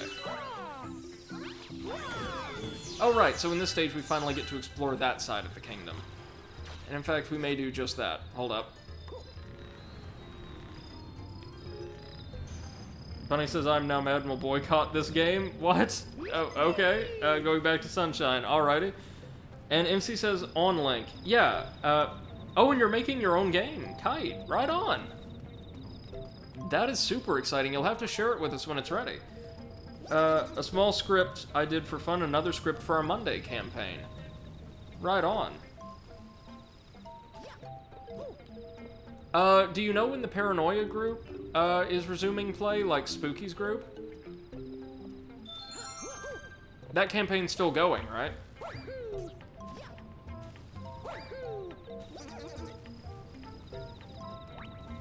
We've also... Damn it all! Oh no. Oh no. Okay, so that's our first death, courtesy of the rocks. That's going to happen. Getting knocked into pits will be the most common cause of death in this playthrough. NMC says, I have no idea, but I imagine Saturday. I gotcha. We have smaller, faster boulders now. Aside from being more dangerous, there's literally no difference between these and the larger ones we've been encountering. Let's just go ahead and get up out of here now that we retain our... or since we retain our star bit total. Oh yeah, MC says Spooky was watching through the whole GDQ. Oh wow.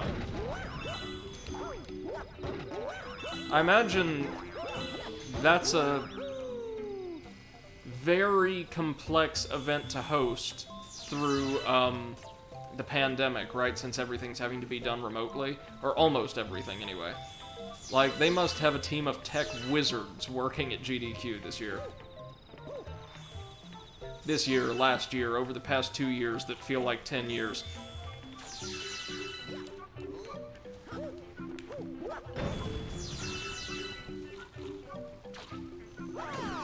There we go.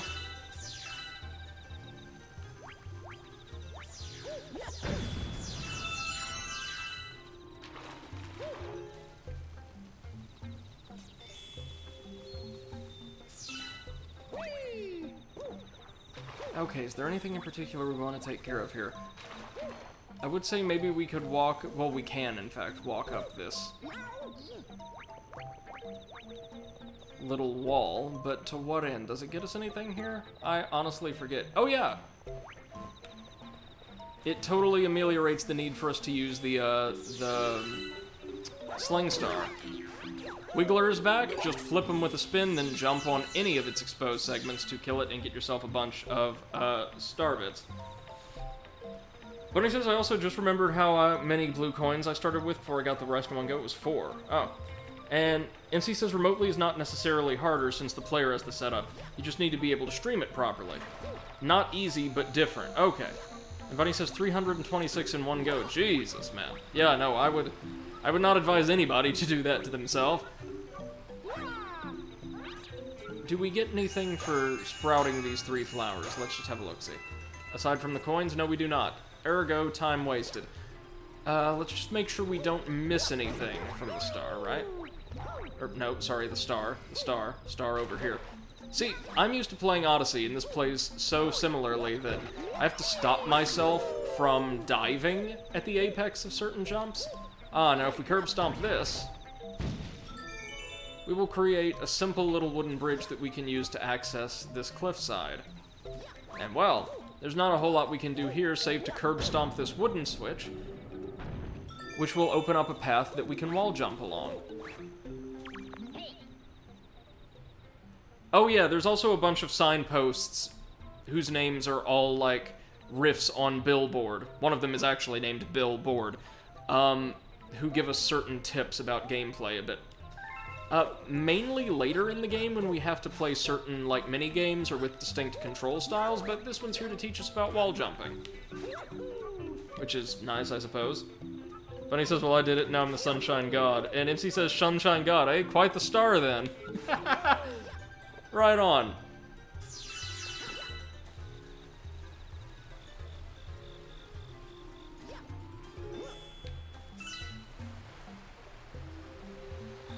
Alright, now all we need to do here is wall jump up to the top of those little towers there, and we'll be able to use a launch star to head to, I believe, a totally different planetoid.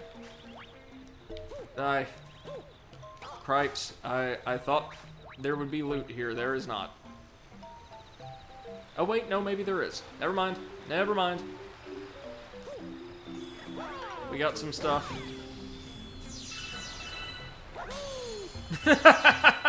And Bunny says, Sunshine, quite the star, I think you mean shine. And MC says, no, I meant what I said.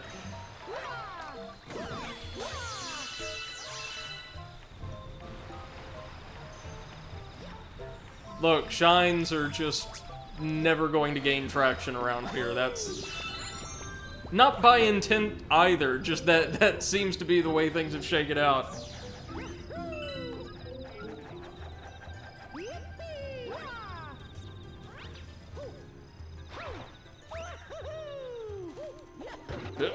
Yep.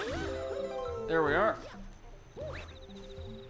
MC says that I will maintain the star till the day I die and beyond. You'll be just like Rosalina then. A strange Mario star goddess. Immortal, unchanging. Probably the best, like, mainline character in the series. Next to Luigi, of course. Well, Luigi and Waluigi. Now, as Mario shoots himself straight into the sun, we will be brought to these little satellites to practice our curb stomping in slightly different circumstances. I appreciate that, kind of in keeping with the galaxy's rather natural gardenish theme, all of the little satellites here are constructed entirely out of fairly, looks like very roughly prepared wood. Looks very natural, I dig that.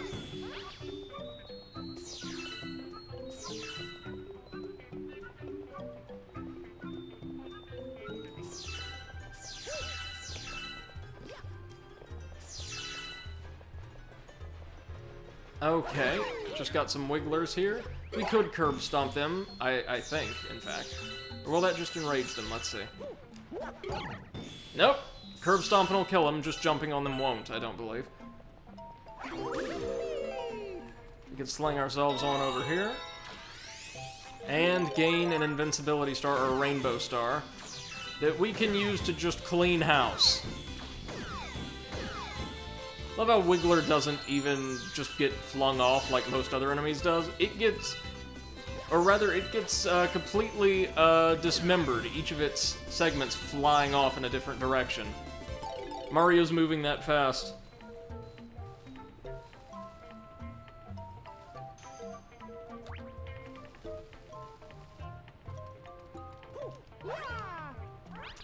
OMC says I have a dislike for Mario, so no, I can't understand. Really now?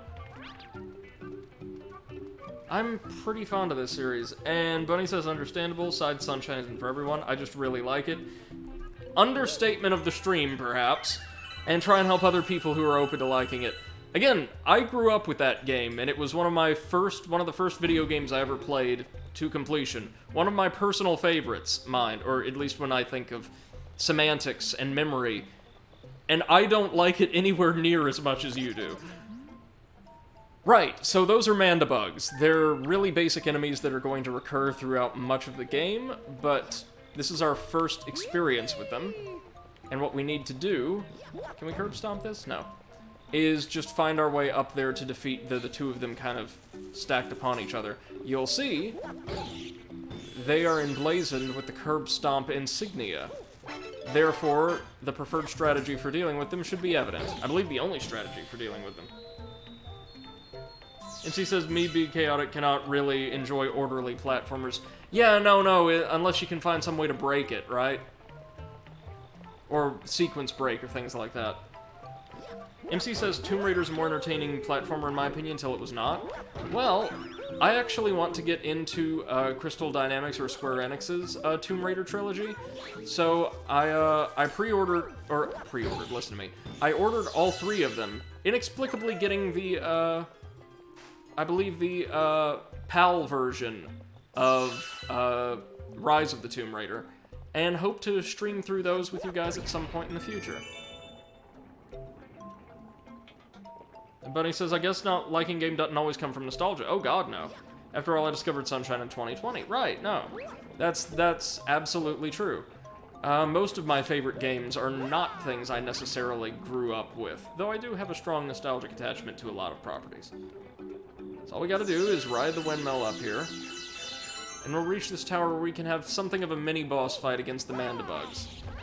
We do not need the additional health for this. You just hop up there, curb stomp the first one. The second becomes slightly agitated, as you can see, and moves just a teeny tiny bit faster. Not quite as angry or quite as dramatic as you'd expect. Curb stomp that one, and it yields the star. Easy. Easy, easy, easy.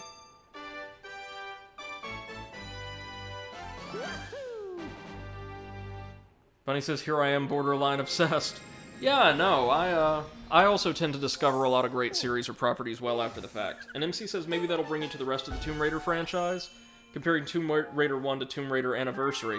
Well, I did play, again, I forget which one exactly, but one of them back in the day, and quite enjoyed it. Oh, yeah, there we go. We've now unlocked the other galaxies, the other secondary galaxies for this particular dome.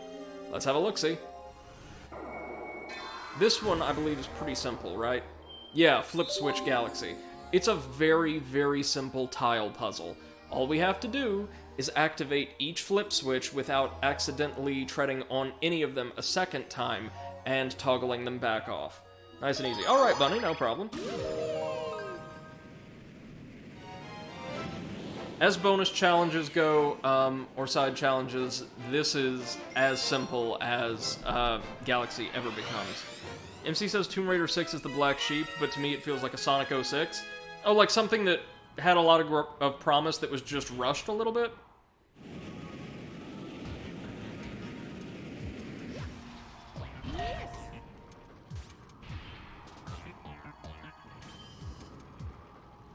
So there's a little drone there that's going to be constantly firing off these little laser rings that we'll need to avoid. It's not as tough as it looks, believe me. And we just have to navigate each of the faces of the planet in turn to turn all of the switches yellow.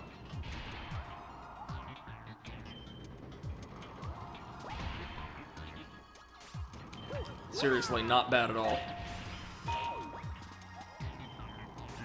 And he says rushed a lot in the mechanics being a bit janky, but the story being terribly interesting. Yeah, no, I've always held that, frankly, even with how it turned out in terms of story and world building and all that, if you manage to, like, optimize performance, especially in regards to loading screens, and buff out just a few bugs, Sonic 06 would be maybe not a fantastic game, but a perfectly solid one. You know, like, maybe on par with, critically, I mean, it would be way more complex, but on par with, like, a Sonic Heroes or something. Now that we've activated all the flip switches, the drone is inactive, and we can stomp on its head to launch ourselves right on up to the star. Nice and easy.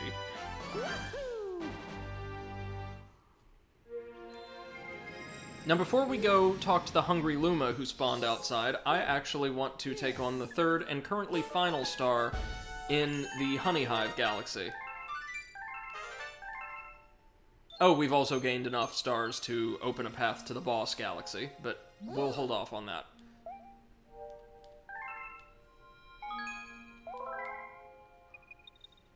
The, dome bosses in this game, and, like, their, respective galaxies, kind of, oscillate between really high quality and mechanically interesting, and just kind of pedestrian. This is one of the best in the game, so look forward to that. But we've got a boss to take on in the Honey Hive Galaxy first. A lot of the main galaxies in this game have boss fights, which I appreciate, and a lot of them are just a little bit more complex than your average Mario boss from, say, 64 Sunshine. This is not among them. So, the Honey Hive Kingdom has been overrun by the, Mandabugs. Certainly not tied in any way, shape, or form to the fact that we exterminated several of them in what appeared to be their natural habitat earlier. No, no siree, not at all.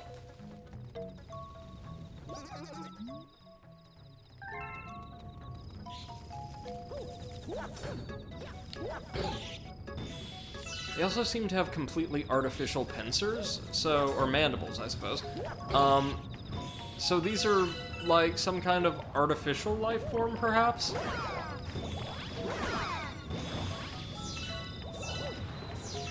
I don't know, this game has, like, no plot at all, so I'm trying to work with what they're giving me. MC says I managed to discover and formulate another theme for Rex, if you're interested. Oh yeah, man, sure. Hit us with it. We're not going to be doing much for the next couple minutes aside from just squashing Mandabugs for star bits. Oh, goodness. So these cannons, right? They periodically spit out these water bubbles, which, in addition to temporarily robbing us of our power-up if we come into contact with them, of course, will convey us to a different part of the stage. Welcome back, Bunny. We're not far off from the Honey Hive boss, and immediately after that, one of my favorite stages in the game. So we've got some good stuff lined up.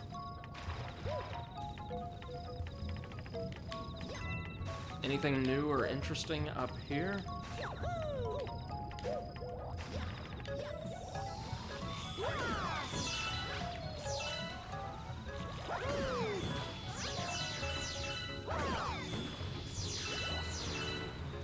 That's just the same secret room every time, I believe, right? Yeah. Hell with it, though. I'll go ahead and grab the star bits.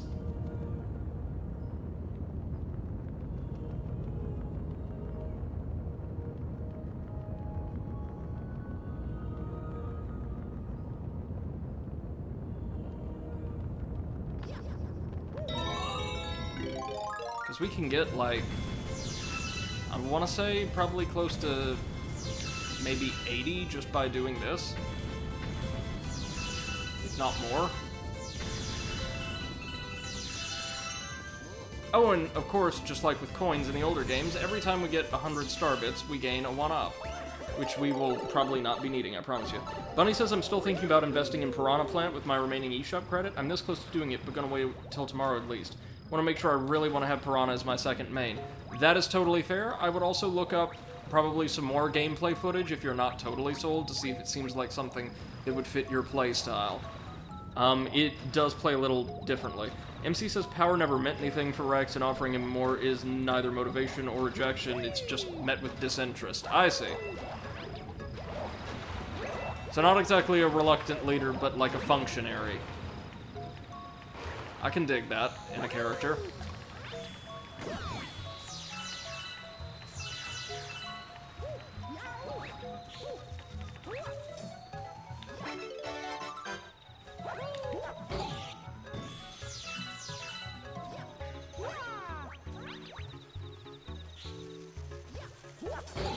There we go.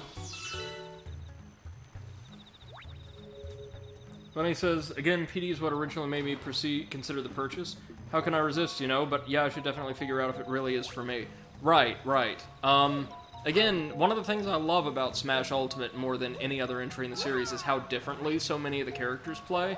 Like how they've all been given totally distinct mechanics and playstyle and all that.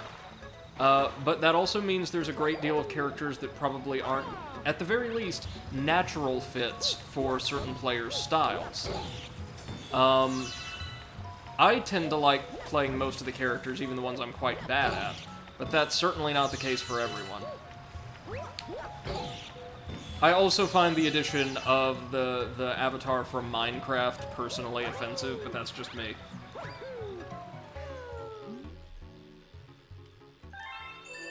Right, so the Bee Queen is not going to ask us to, like, crawl all over her this time. Thankfully, we just need to hop into the star and go confront the Mandibugs on their home turf.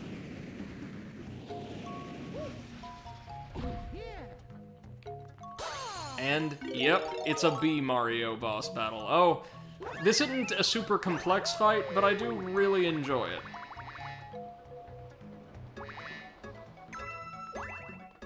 MC says, I found that the reason for it is because he thinks about the time in his village where the people treated him like he was the cause for all their trouble. He's aware that no matter the amount of power, he can never resolve that situation. He could potentially, like, stomp the issue, alter the mind of the people through force, but never come to an understanding. Right, right. So you've really integrated this character's backstory into the way they operate on the table, and I like that.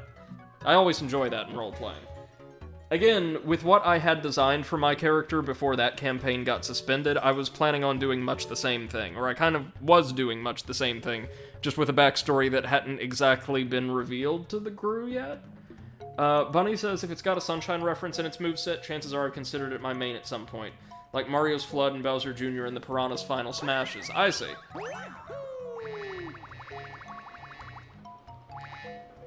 So you know how this is gonna go. Just, it's a giant Mandibug. Just avoid the water and don't get hit, and we're good to go. All it's going to do at this stage is just charge at us. Like that. Nice and easy. All we've got to do is curb stomp it. 3 times, as per the norm. After the first stomp, it's going to take to the sky, meaning we'll probably need to use these, flowers to get a little bit of elevation. And it's now going to try bombing us. Because, damn, there's a lot of explosives in this game. Now it turns red, and it's going to be turning on its side and corkscrewing through the air more frequently, affording us far fewer opportunities to actually land a hit. Like so. But as long as we stay in the air, it can't really hurt us or anything. All we have to do is swat it out of the sky, and we win.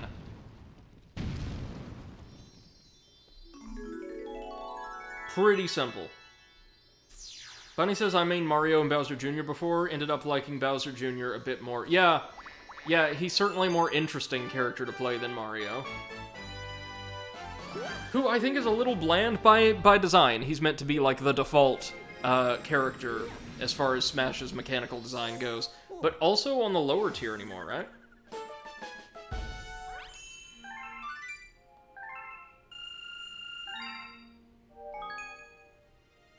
Now, before we take on the boss, let's go visit the Hungry Luma.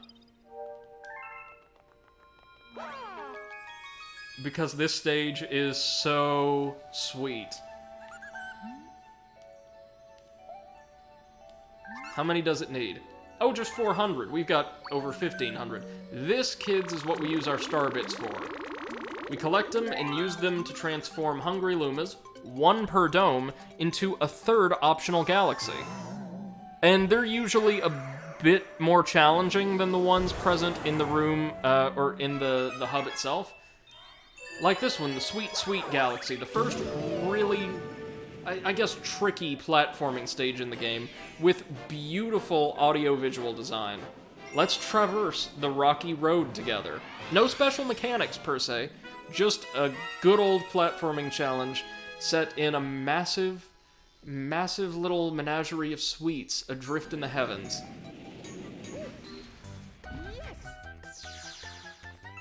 See, most of this stage takes place on a series of conveyors, like this, with little holes where confections have been cut out. And all we've got to do is move along the conveyors, dodging the threats, like, I think mostly it's laser barriers in this stage, as we come to them. Nice and simple, but not necessarily easy, especially for players for whom this is either their first Mario game or their first 3D platformer in a while. We haven't seen, as I said, a lot of genuine platforming challenge in the game, and this is going to be one of our first. I really, really dig it. It's not just because I have a really bad sweet tooth. I don't, actually. Although, man, I could kill for some of this stuff right now.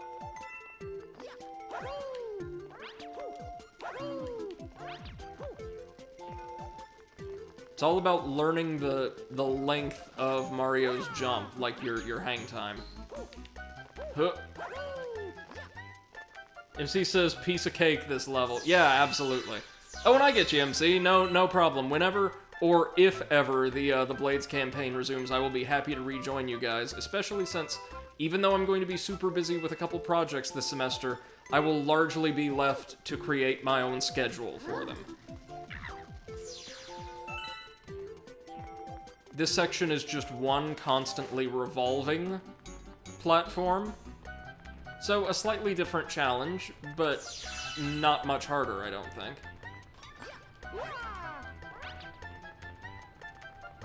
Yikes. Whew, man, I hope we don't need more than 47 lives tonight.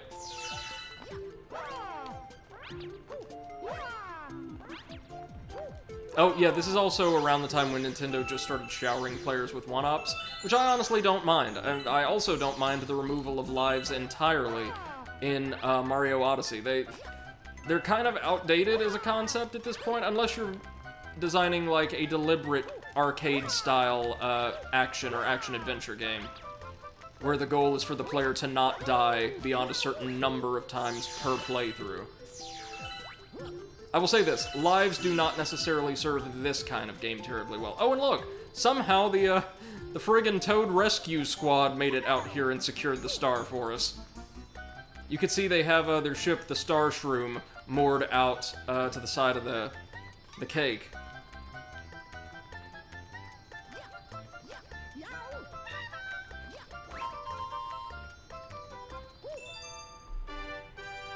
And unfortunately, that's all we get to see of this stage. I really, really like its design, but it's a short, very sweet little obstacle course, and I think a perfectly solid challenge to end our standard adventuring through the first dome on. But now it's boss time. Don't worry, though. We've come nowhere near nowhere near gathering all of the stars available in that dome. We have, however, I believe, gathered all of the stars currently available within. Oh, and there's also now a cute little, standard-sized pink Luma that will transport us back to the optional galaxy if we so choose. We do not choose.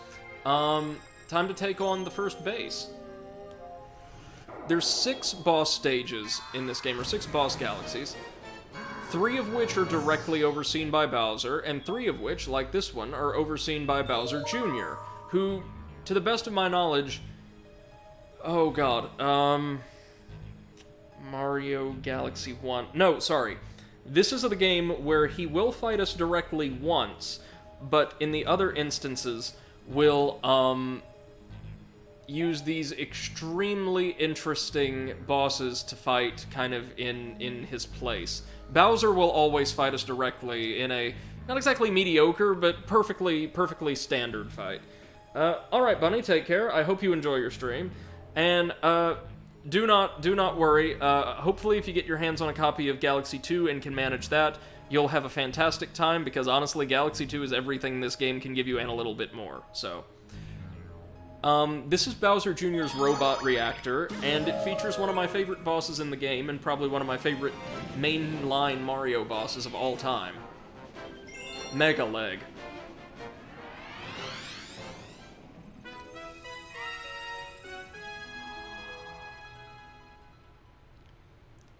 It is a gigantic tank modeled after, or a combat walker, really, modeled after, I think, a Sniffet.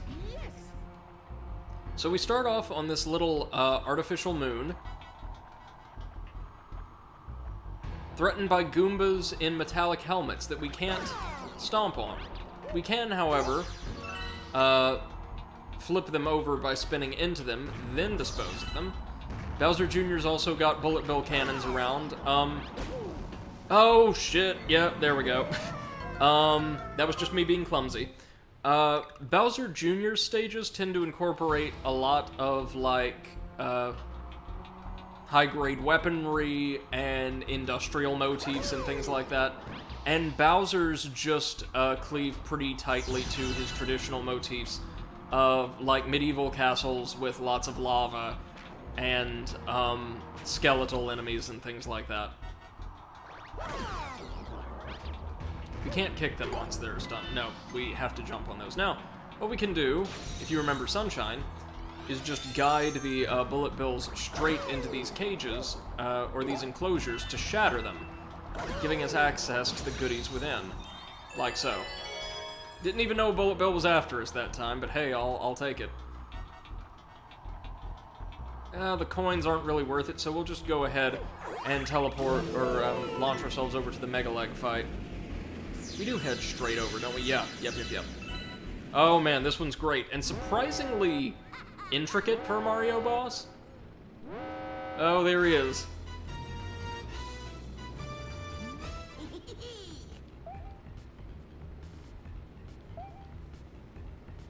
It is never explained why he's out here, but he is. We'll be seeing him every every other world.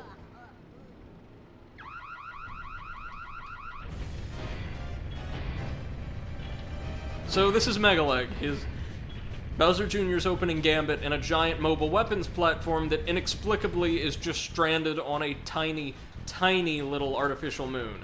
Now, it actually has its own gravity field, and is just going to be constantly launching bullet bills at us. So what we want to do is run right up its body. Think Mario meets Shadow of the Colossus. Climb across the gears, and straight on up onto its dome. Now what we want to do is use what we've just learned to guide the bullet bills into this enclosure, because the Grand Star that's powering it is right inside that little dome there. So what we want to do is kite a bullet bill, right? And we want to try to thread it straight over to the dome. But first we've got to, or at least usually, unless you perform one very specific maneuver to get it to vault the enclosure, we've got to destroy the gate. Or the fence, rather. And once you do that, as long as you drive a bullet bill straight into the enclosure, Mega Leg goes down, technically in one hit. But it is, you know, totally different from what we're used to seeing in Mario boss battles. You know, just dodge attack, strike weak point, repeat twice more. It was a little bit more involved, and it did integrate the game's, like, gravity field technology and mechanics, which I really enjoy. So, yeah, not hard at all, but a really nice, visually impressive, mechanically engaging boss fight. That's good stuff. And with our second Grand Star, we get to restore a little bit more power to the Comet Observatory, and oh, you'll see, there's something really cool that happens every time we add an additional Grand Star to the power core. Beyond more areas being unlocked, of course.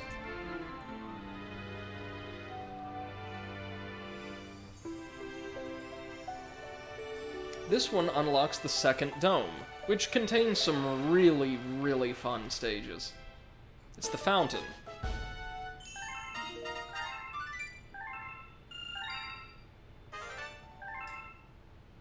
Yep, we already have access to 2 galaxies over there. Look. Notice, the background music is going to become a little bit more complex. More and more instruments will join in. As we gather more and more Grand Stars, it becomes more complex, new layers are added to the track.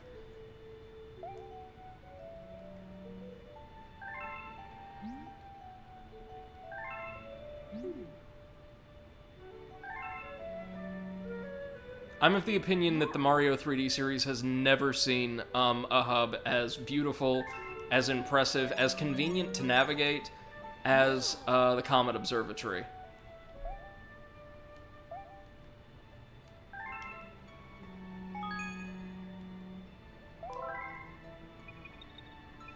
I'm certain Odyssey could have knocked it out of the park too, but that game does not have a hub world for very clear reasons.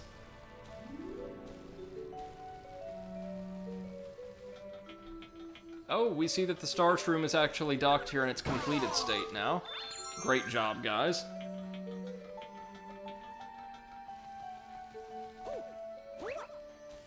Now, we can't unlock one specific mechanic yet, which is a little strange to me. But, let's just go ahead and use this teleporter to reach the fountain real quick. Oh, we cannot die in the Common Observatory, by the way. If we, like, fall off of a platform, we'll just be lifted right back on by Rosalina's magic, I would assume. Anyhow, welcome to the galaxy, or, the fountain. It is visually one of the more impressive-looking domes. And, oh, we can already access a side area. Well, you know what we're gonna do? We're going to play the first stage of the main galaxy, then we're going to head on over to the side galaxy. Generally, what I want to do is play the side galaxies as quickly as we unlock them, but I feel like we ought to give ourselves a little, like, baseline established for each dome and its content before we do that. This is one of my favorites as well, the Space Junk Galaxy, which is just that. It's a massive agglomeration of debris just free-floating out in space, connected by various interesting means. So there's relatively few full-on planets and just a lot of junk we'll be climbing around. And yeah, our first star is going to involve extremely extensive use of pull stars. This looks almost like a Star Fox stage. Love it.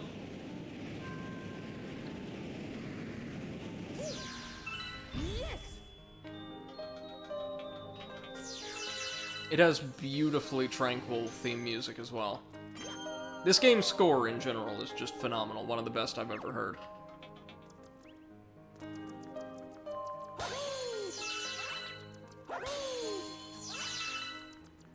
So this whole stage, or this first section, is basically just reminding us how to use pull stars in, I guess, a more involved capacity than we have just to access the galaxy map.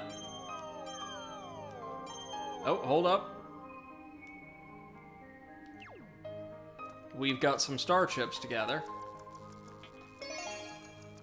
Across a series or a trinity of very interesting little planetoids, which all have, their own gravity field, and which we can jump between. They're so close to one another. Absolutely lovely. And there's our launch star. Pretty simple now. We can head on over to the next planet, which is, yes, this lovely little thing, I think, right? Or no, not in this stage. It's, oh, man. I adore this. This, you guys may or may not remember, is Captain Olimar's rocket, specifically the model from Pikmin 2, I believe. No, sorry, not the end of Pikmin 2. The first Pikmin, I believe. Which is a really great, little cameo to include in the game. I guess this is why Pikmin 3 took us so long. So, from Olimar's rocket, we can, transfer over to these... sorry. We have to break the pull at just the right time by spinning. We can disperse, like, the little tractor beam, like so. These fascinating-looking planetoids that kind of look like high-end Christmas ornaments that have, pull stars at their core. And Kirk says also a waltz, and therefore also wedding ready. Well, that's right, it is.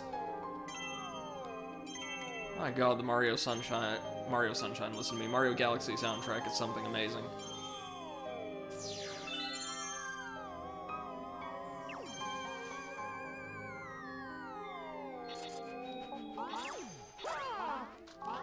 Oh, right, this is our first time meeting Mario Galaxy's spiders. They're adorable little guys, and I think are the same basic model maybe used for one of the new Super Mario Brothers games. Do I have that right? No, sorry, I think they used the, cartoonier looking, yellow and black version instead. Never mind.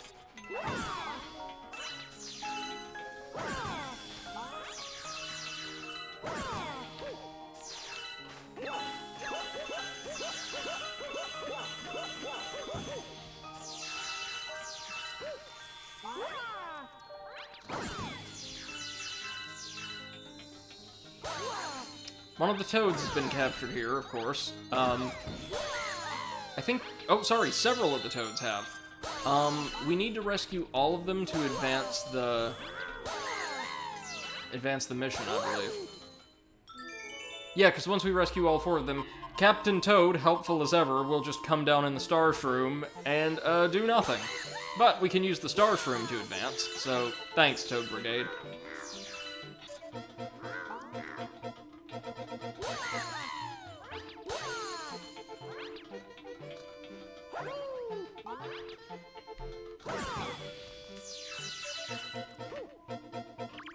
Kirk says, though I think that middle section is really in 6-8. Yeah, it doesn't sound perfectly like a waltz, but very close, you're right.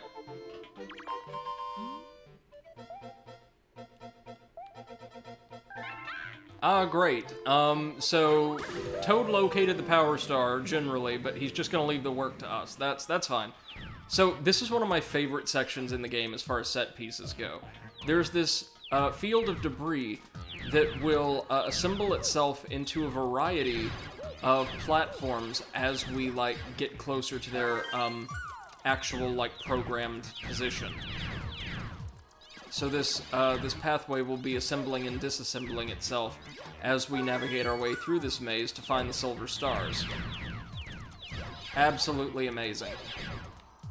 Not tricky in the least, but just really, really cool. You'll see those little triangles will assemble together into a couple of round platforms, yes?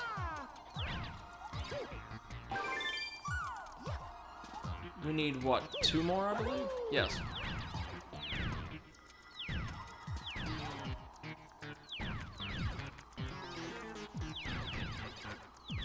Oh yeah, there they are. 1 minute then, we'll get these nice and easy. Gotta be careful because this path is just a little on the narrow side at points, but it's not super tough or anything. Kirk says the purple coin challenge in this area is tough. Yes, it is. We'll be getting into those near the end of the game, and I will say some of the purple coin challenges are quite difficult, but I find all of them extremely fun and well designed. A big step up over the or from the 100 coin challenges in 64 and Sunshine.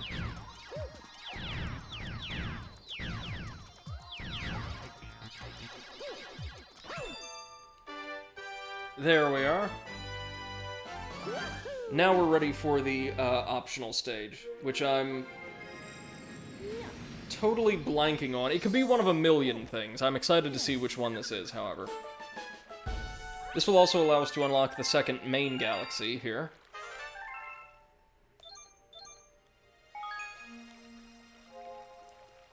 Kirk says, I would agree this is a better approach. Yeah, no, because it allows the devs to construct challenges that are specific to each individual stage, rather than just scattering a bunch of loot about and saying, hey, gather this much of it.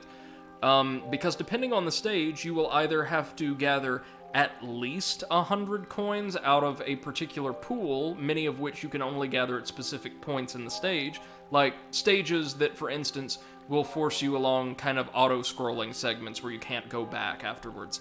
Or there will be like exactly 100 coins hidden in very intentional places throughout the world that you'll have to really explore and search high and low for. Sometimes both at once. But let's see, what's this? Oh, I really like these!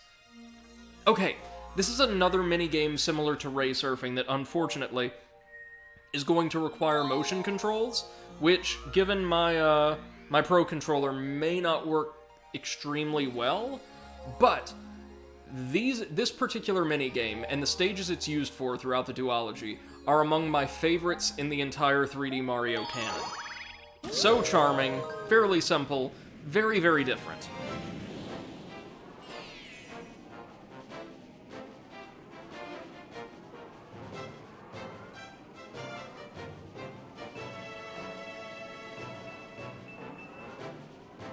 Hold on, just a moment.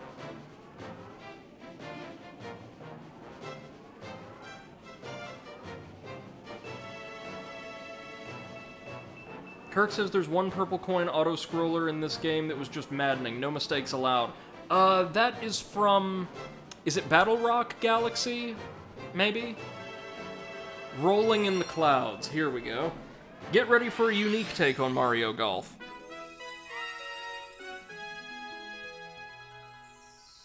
Oh man, this is gonna be so fun. Oh, Kirk says Dreadnought Galaxy, I think. Yeah, that was in this game instead of Galaxy 2, wasn't it? You're right, you're right. Yes, that was rough.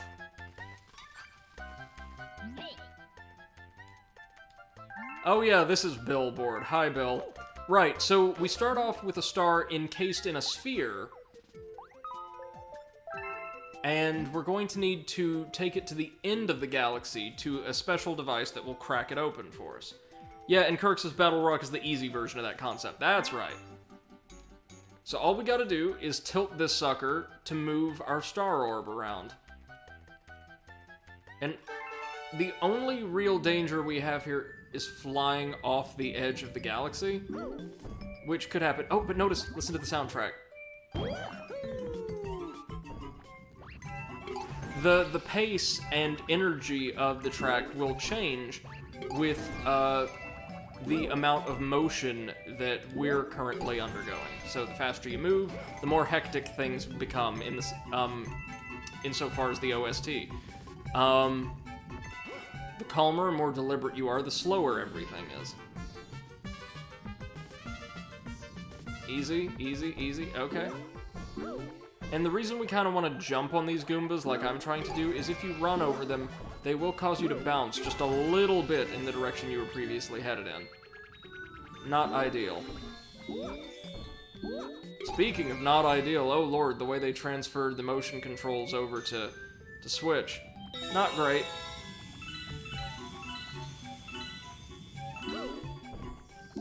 Is this worth it? Probably not. Is this just going to spawn more star bits?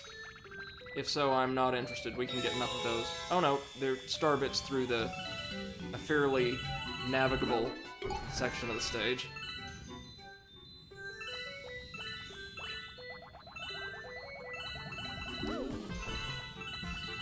The Goombas will even attempt to, like, commit suicide up against our sphere in order to cause us to bounce. Okay, now this is fairly easy. We're almost to the end. This stage is not terribly long nor terribly difficult, but if I were playing on the Wii, never thought I'd say this about the Wii, the motion controls would be so much easier to deal with. Alright, MC, good night. Thank you so much for joining us. He says the Wii had the best controller. Admittedly, as a pointer, as I said early on in the stream, the Wii's motion controls functioned perfectly fine.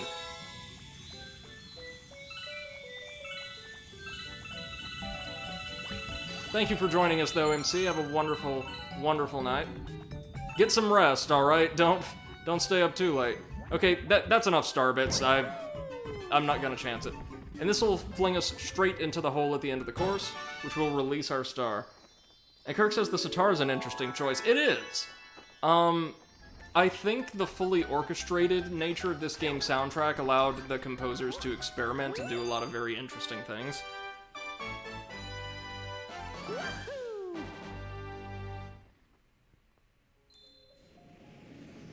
Oh! If we've been brought over here, that means we may be introduced to that gameplay mechanic I was talking about earlier.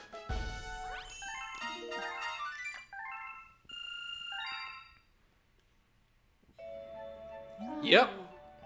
Prankster comets have appeared. Now, the comets are really interesting because they will spawn at random over galaxies where we have completed specific missions, offering us unique challenge runs through certain sections of said missions, with power stars on the line as prizes for completion. There are a variety of different prankster comets, 4 of which we will be seeing throughout most of the main game, and one of which I believe will only crop up fairly late in the game, or even in the post-game. And we'll get into these in just a moment. No, I shan't be asking the Luma. I'll be providing the exposition, thank you, because I am the narrator, according to my stream team at any rate. So, if you'll have a look-see at the galaxy map before us, you'll see that one of the galaxies in the terrace, I believe that's the Good Egg Galaxy, now has a red comet icon overlaid its position on the map. Now, each of the 4 types of prankster comets we're likely to see at this stage of the game corresponds to a different color. I believe there are red ones, white ones, blue ones, and yellow comets. Let me see if I've got all of these properly. Actually, sorry guys, give me just a minute. I'm going to get up and grab a drink really quick because I'm getting quite parched. And I will be back for about another half hour of gameplay, if not a little bit more, in just a moment. Don't go anywhere. And we'll start off with that exposition as to what the hell these prankster comets are.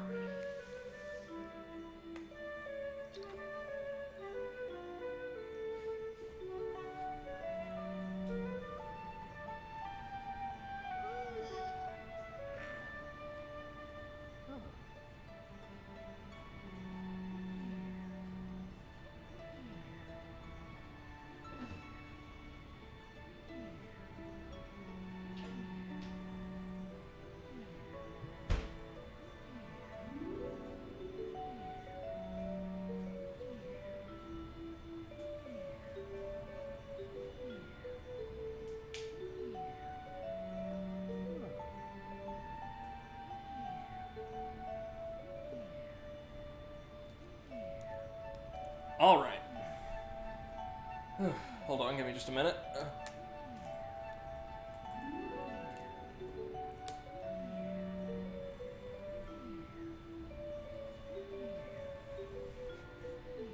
It is amazing what talking for 2.5 hours straight can do to one's voice. Prankster comets, right. So, there are, as I said, 4 types of comets we're going to be seeing for much of the game.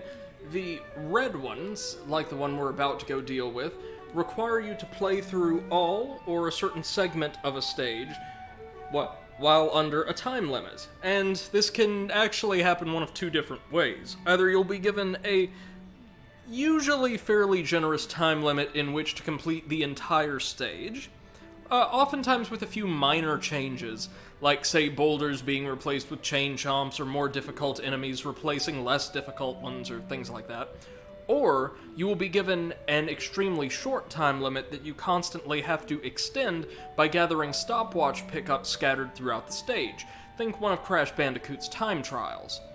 White prankster comets, or daredevil comets, require you to play through specific sections of stages with only 1 hit point. You can never gain any more, and therefore will die in a single hit from, well, anything. More often than not, daredevil comets are assigned to missions that include boss fights, so you'll have to fight that boss with a single hit point. And there's one mission in this game that asks you to do just that is incredibly notorious for its difficulty. Blue prankster comets, or cosmic comets, are simple foot races, asking you to beat a cosmic clone of yourself, Cosmic Mario in this case, to the star or to a specific point in a stage. So, I guess really a time trial of another nature. Finally, the yellow prankster comets, which we'll only see a couple times throughout the entire duology, ask you to move through a certain section of a stage, usually one littered with environmental hazards or traps, with all of the elements, so those traps and enemies included, moving at double time. That's it, really. It's used only a couple places because there's not much you can do with it, but I think Galaxy and Galaxy 2 explore that concept in regards to platforming and puzzle solving about as well as you could. Good stuff, in all. So, at any rate, let's stop talking about prankster comets and take a look-see at one of them. We have to head to the Good Egg Galaxy for a time trial, I believe. Yep, look at that. The Speedy Comet is in orbit. Or a Speedy Comet.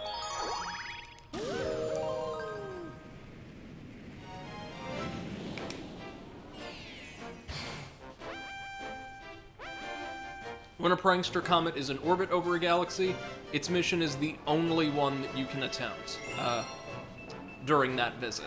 So yeah, this is a simple speed run through the very first proper mission of the game. I don't see any stopwatches about, so this must be one where we're intended to just, like, beat a single time limit without extending it or anything like that. Yeah, 4 minutes. Easy. Gonna be gathering a few star bits, but not a ton. Which bothers my inner hoarder, but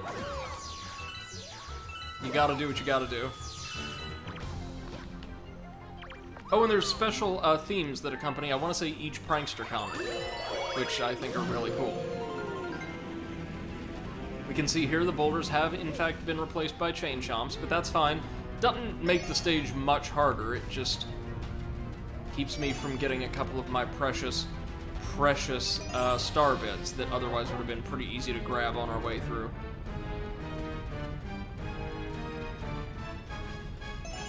One, and there's the last. So I'm not exactly going to GDQ anytime soon, but I'm pretty decent at speeding through these stages when I need to be. We should be able to get this pretty easily. Dino Piranha in particular can be beaten down in seconds. If you just stay on its tail and just relentlessly throw yourself at it, you'll have an easy, easy time.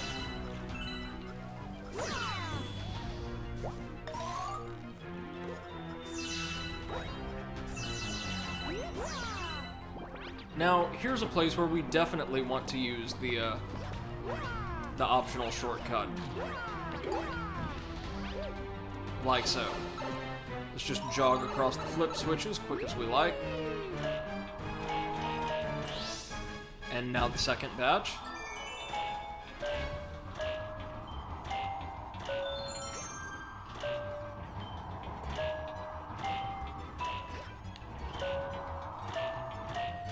Nice. Not even half the time's elapsed and we're almost done. That's looking pretty good, I would say. Off we go.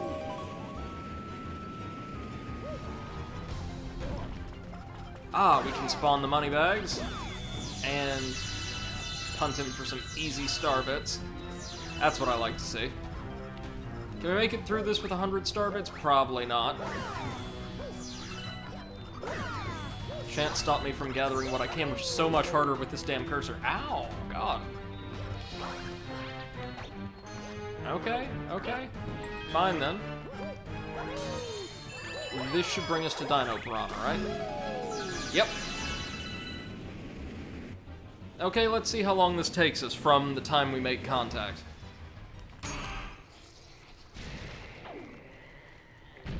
So it's at 134. 3 seconds to the first hit.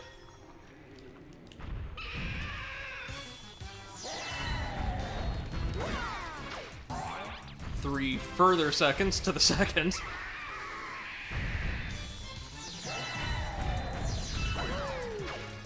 2 seconds to the third. And wow. Okay, that was, what, 11 seconds total? I'll take it. Nice. So, that was obviously a very easy mission intended to introduce you to Prankster Comets. Many of them present the game's most robust challenges, I find. But they're all good fun. I can't think of many Prankster Comets that I think were poorly designed. Oh, the timer does keep running until we gather the star, it appears. But wanted to grab the star bits we could. Leaving with 111, that's not too bad. That'll feed a Luma or two.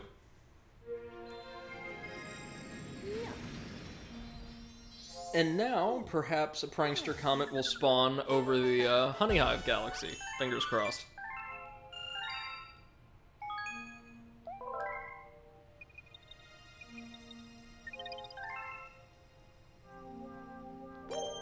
Anything? No. Okay. Back to space junk, then.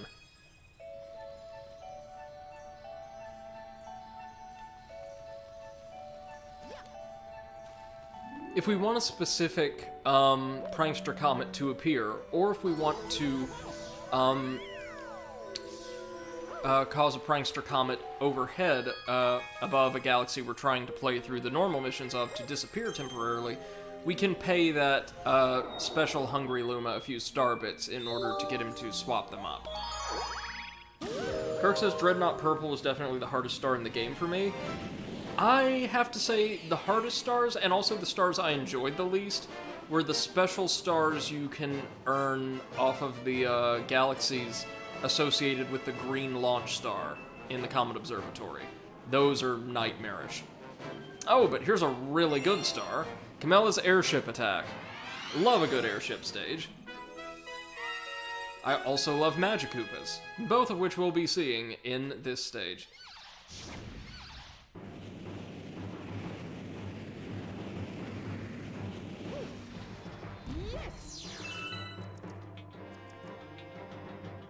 Note that Bowser's theme is playing over this this mission, and I believe that will hold true for the entire mission.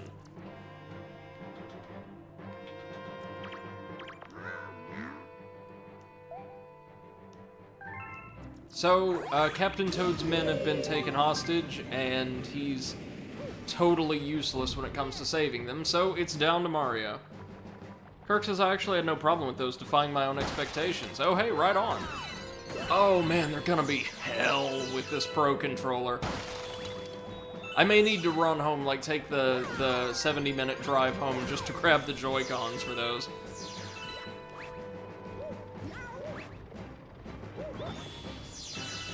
So this stage is pretty short and sweet, just beat our way through a couple of Bowser's airships and then fight a boss.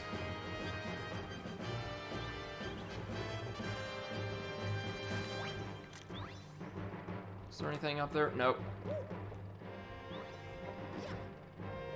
Now here, some lovely Lumas in rabbit form will teach us about the spin jump if we haven't already been practicing it. Yep, jump and spin for added height and hang time.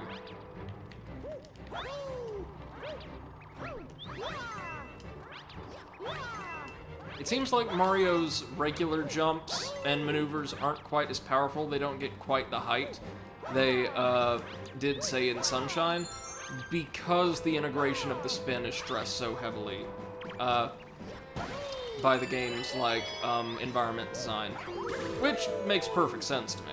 No criticism intended there. Speaking of spinning, if we spin on this little wheel,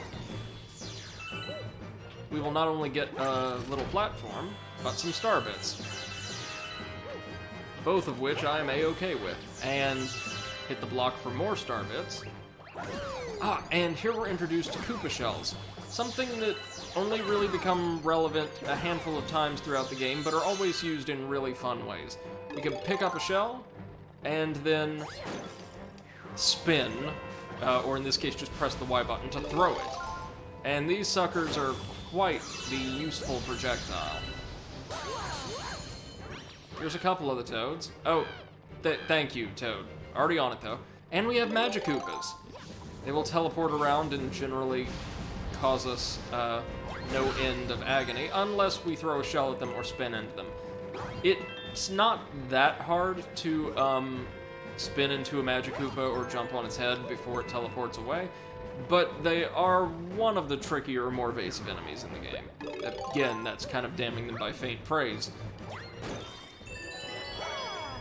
Now if we spin here, we'll be taken to already the second to last airship in the game. Airship in the game, yes, sure. Airship in the stage. What we want to do is jump over to that pole star, yep, near this little smokestack, to reach the ship's hold, which is just chock full of star bits. Oh my god, yes. Yes, yes, yes, yes, yes. This is now a worthwhile journey. Can we get down there by curb stomping? Yes, we can, actually. Okay.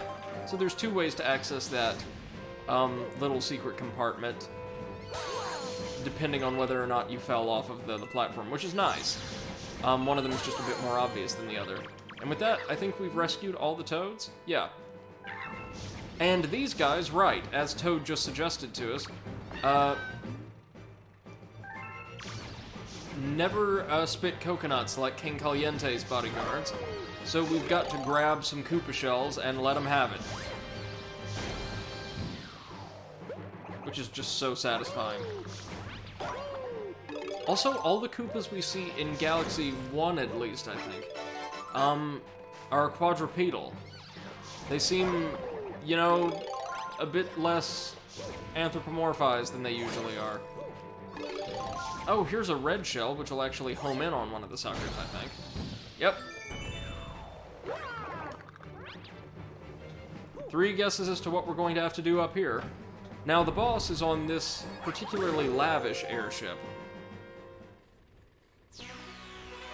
And it's a unique boss that we don't see anywhere else except the Galaxy duology, I believe. Camella the Magikoopa. Again, we don't see Kamek anywhere else. She kind of supplants his role here. Most of the time, she'll throw fireballs at us, but occasionally, we'll toss shells instead, which we can toss right back at her. All we have to do is make contact 3 times with shells, and she's down for the count. Given the size of the boss arena, her fight is very, very easy. I like how it makes use of a mechanic you've been tutorialized in throughout the entire stage, though. That's pretty solid. Oh, and now here we've just got backup. That's the only distinction. Backup and a butt ton of star bits.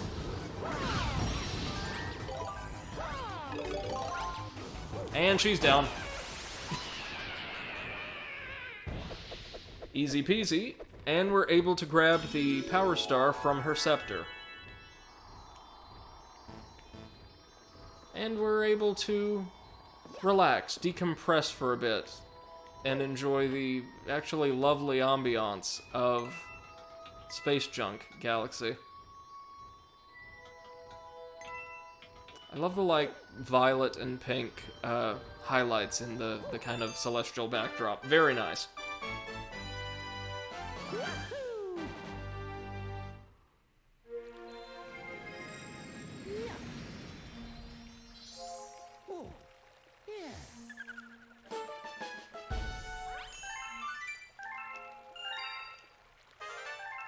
Oh, we've discovered the other secondary galaxy here. Oh no, never mind. We've unlocked the boss galaxy. Whoopsie. It'll be some time before we go there, of course. Is there a prankster comet anywhere? You may have to check and see. I don't know if in Galaxy you're notified when prankster comets are in orbit over new stages. Whoops. I know in Galaxy 2 you were. I think we should be, but just double checking. Nope. Prankster Comet overhead in the Honey Hive Galaxy, which is exactly what we're going for. This will be our first race, our first Cosmic Comet. This one may take me a couple tries just until I remember the route. It's us versus Cosmic Mario. There's a handful of these in the game, and they're actually pretty fun.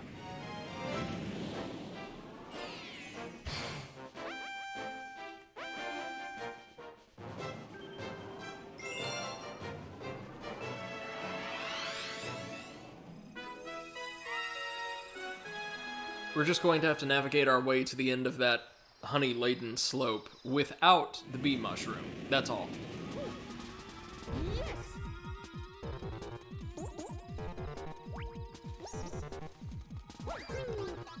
So wait, he's going to spawn in, and oh my god, look at him, so beautiful. I love that texture. There's no real explanation for what Cosmic Mario is or may be. He's just some eldritch entity that's challenging Mario to a race for fun.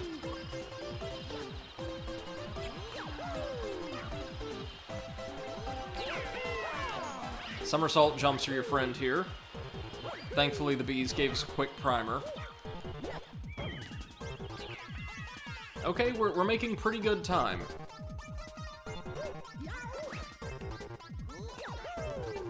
Yeah, those somersault jumps give us a bit more height here than they did in 64. Quite a bit more, actually.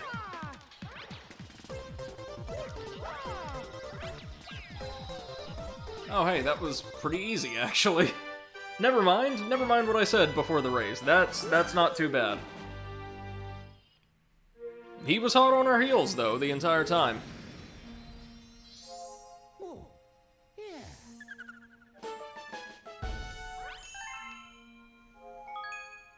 Save our game? Why, yes, of course. Thank you, thank you. And now we may leave it there for the evening, but I do want to head back on over to the to the fountain and just see where we stand. You gathered almost a sixth of the stars in the game, but trust me, we're going to be spending a lot of time in Mario Galaxy because some of these missions get pretty lengthy, pretty complex, and even in the late game, kind of difficult. Which is perfectly fine because I love spending time with this game. Oh wait, before we go, let's take on the Speedy Comet and Space Jump, at the very least. I think this may be a time trial in the,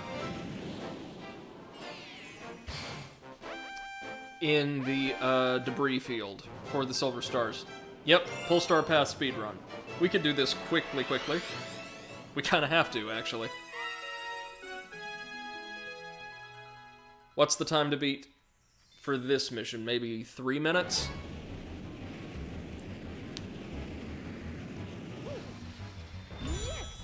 Oh no, it's 4 again.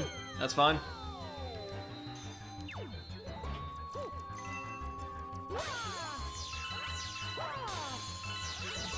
I mean, if you just throw a bunch of star bits at me encased in crystal, there's no way I can pass them up.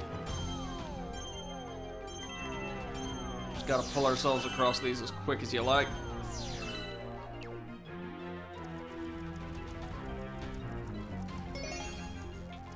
Alright, just run and grab the star chips as fast as we can. Doesn't matter if we get electrocuted, we've got more health points. Almost. Yep. Now we're heading to that T-shaped platform? No. Olimar's rocket. Right. The pride of Hokotate Freight and Shipping.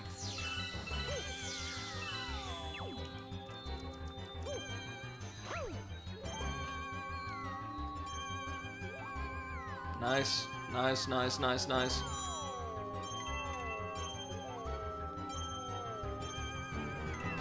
Pull stars are going to be the most time-intensive part of this entire stage.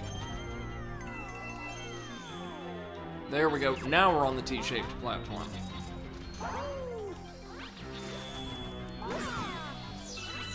Gotta rescue the toads quick as we can. 1, 2, 3. Well, I say quick as we can. Star bits. Never mind.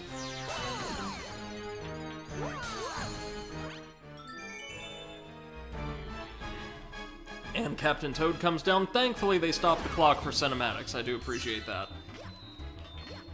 Oh, looks like the other star bits managed to bounce their way on up to the star shroom. That's fine. We are in the debris field with just over 2 minutes to go. That is more than enough time. Awesome. Let's grab this star first.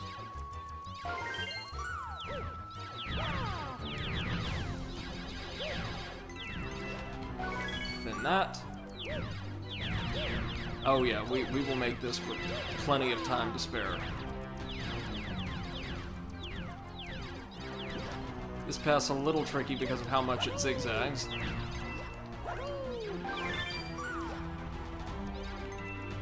Oh, remember, we've got to make it over to the star once all of this is over. We will still be on the clock until we grab our star. This would be decent training for extremely basic speedrunning, which is something I can never do, by the way. No way I could handle that stress. Alright, or that level of skill, for that matter. There we go. We can make it back there with ample time.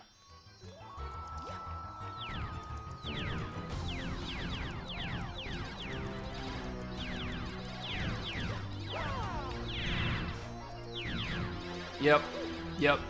Just a little over 10 seconds. Not bad. Not bad, guys.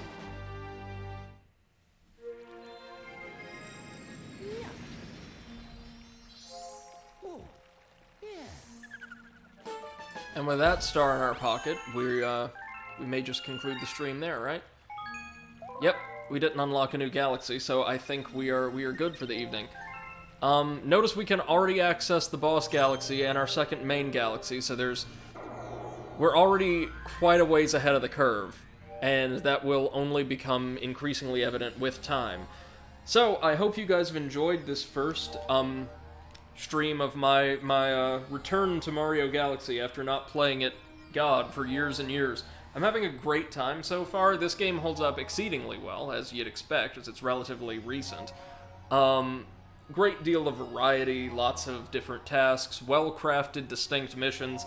I think we're going to have a lot of fun with this one moving forward. Thank you all so much for joining me. I hope to be back in a day or two with more Mario Galaxy, and until then, I hope you have a wonderful rest of your day. Bye-bye.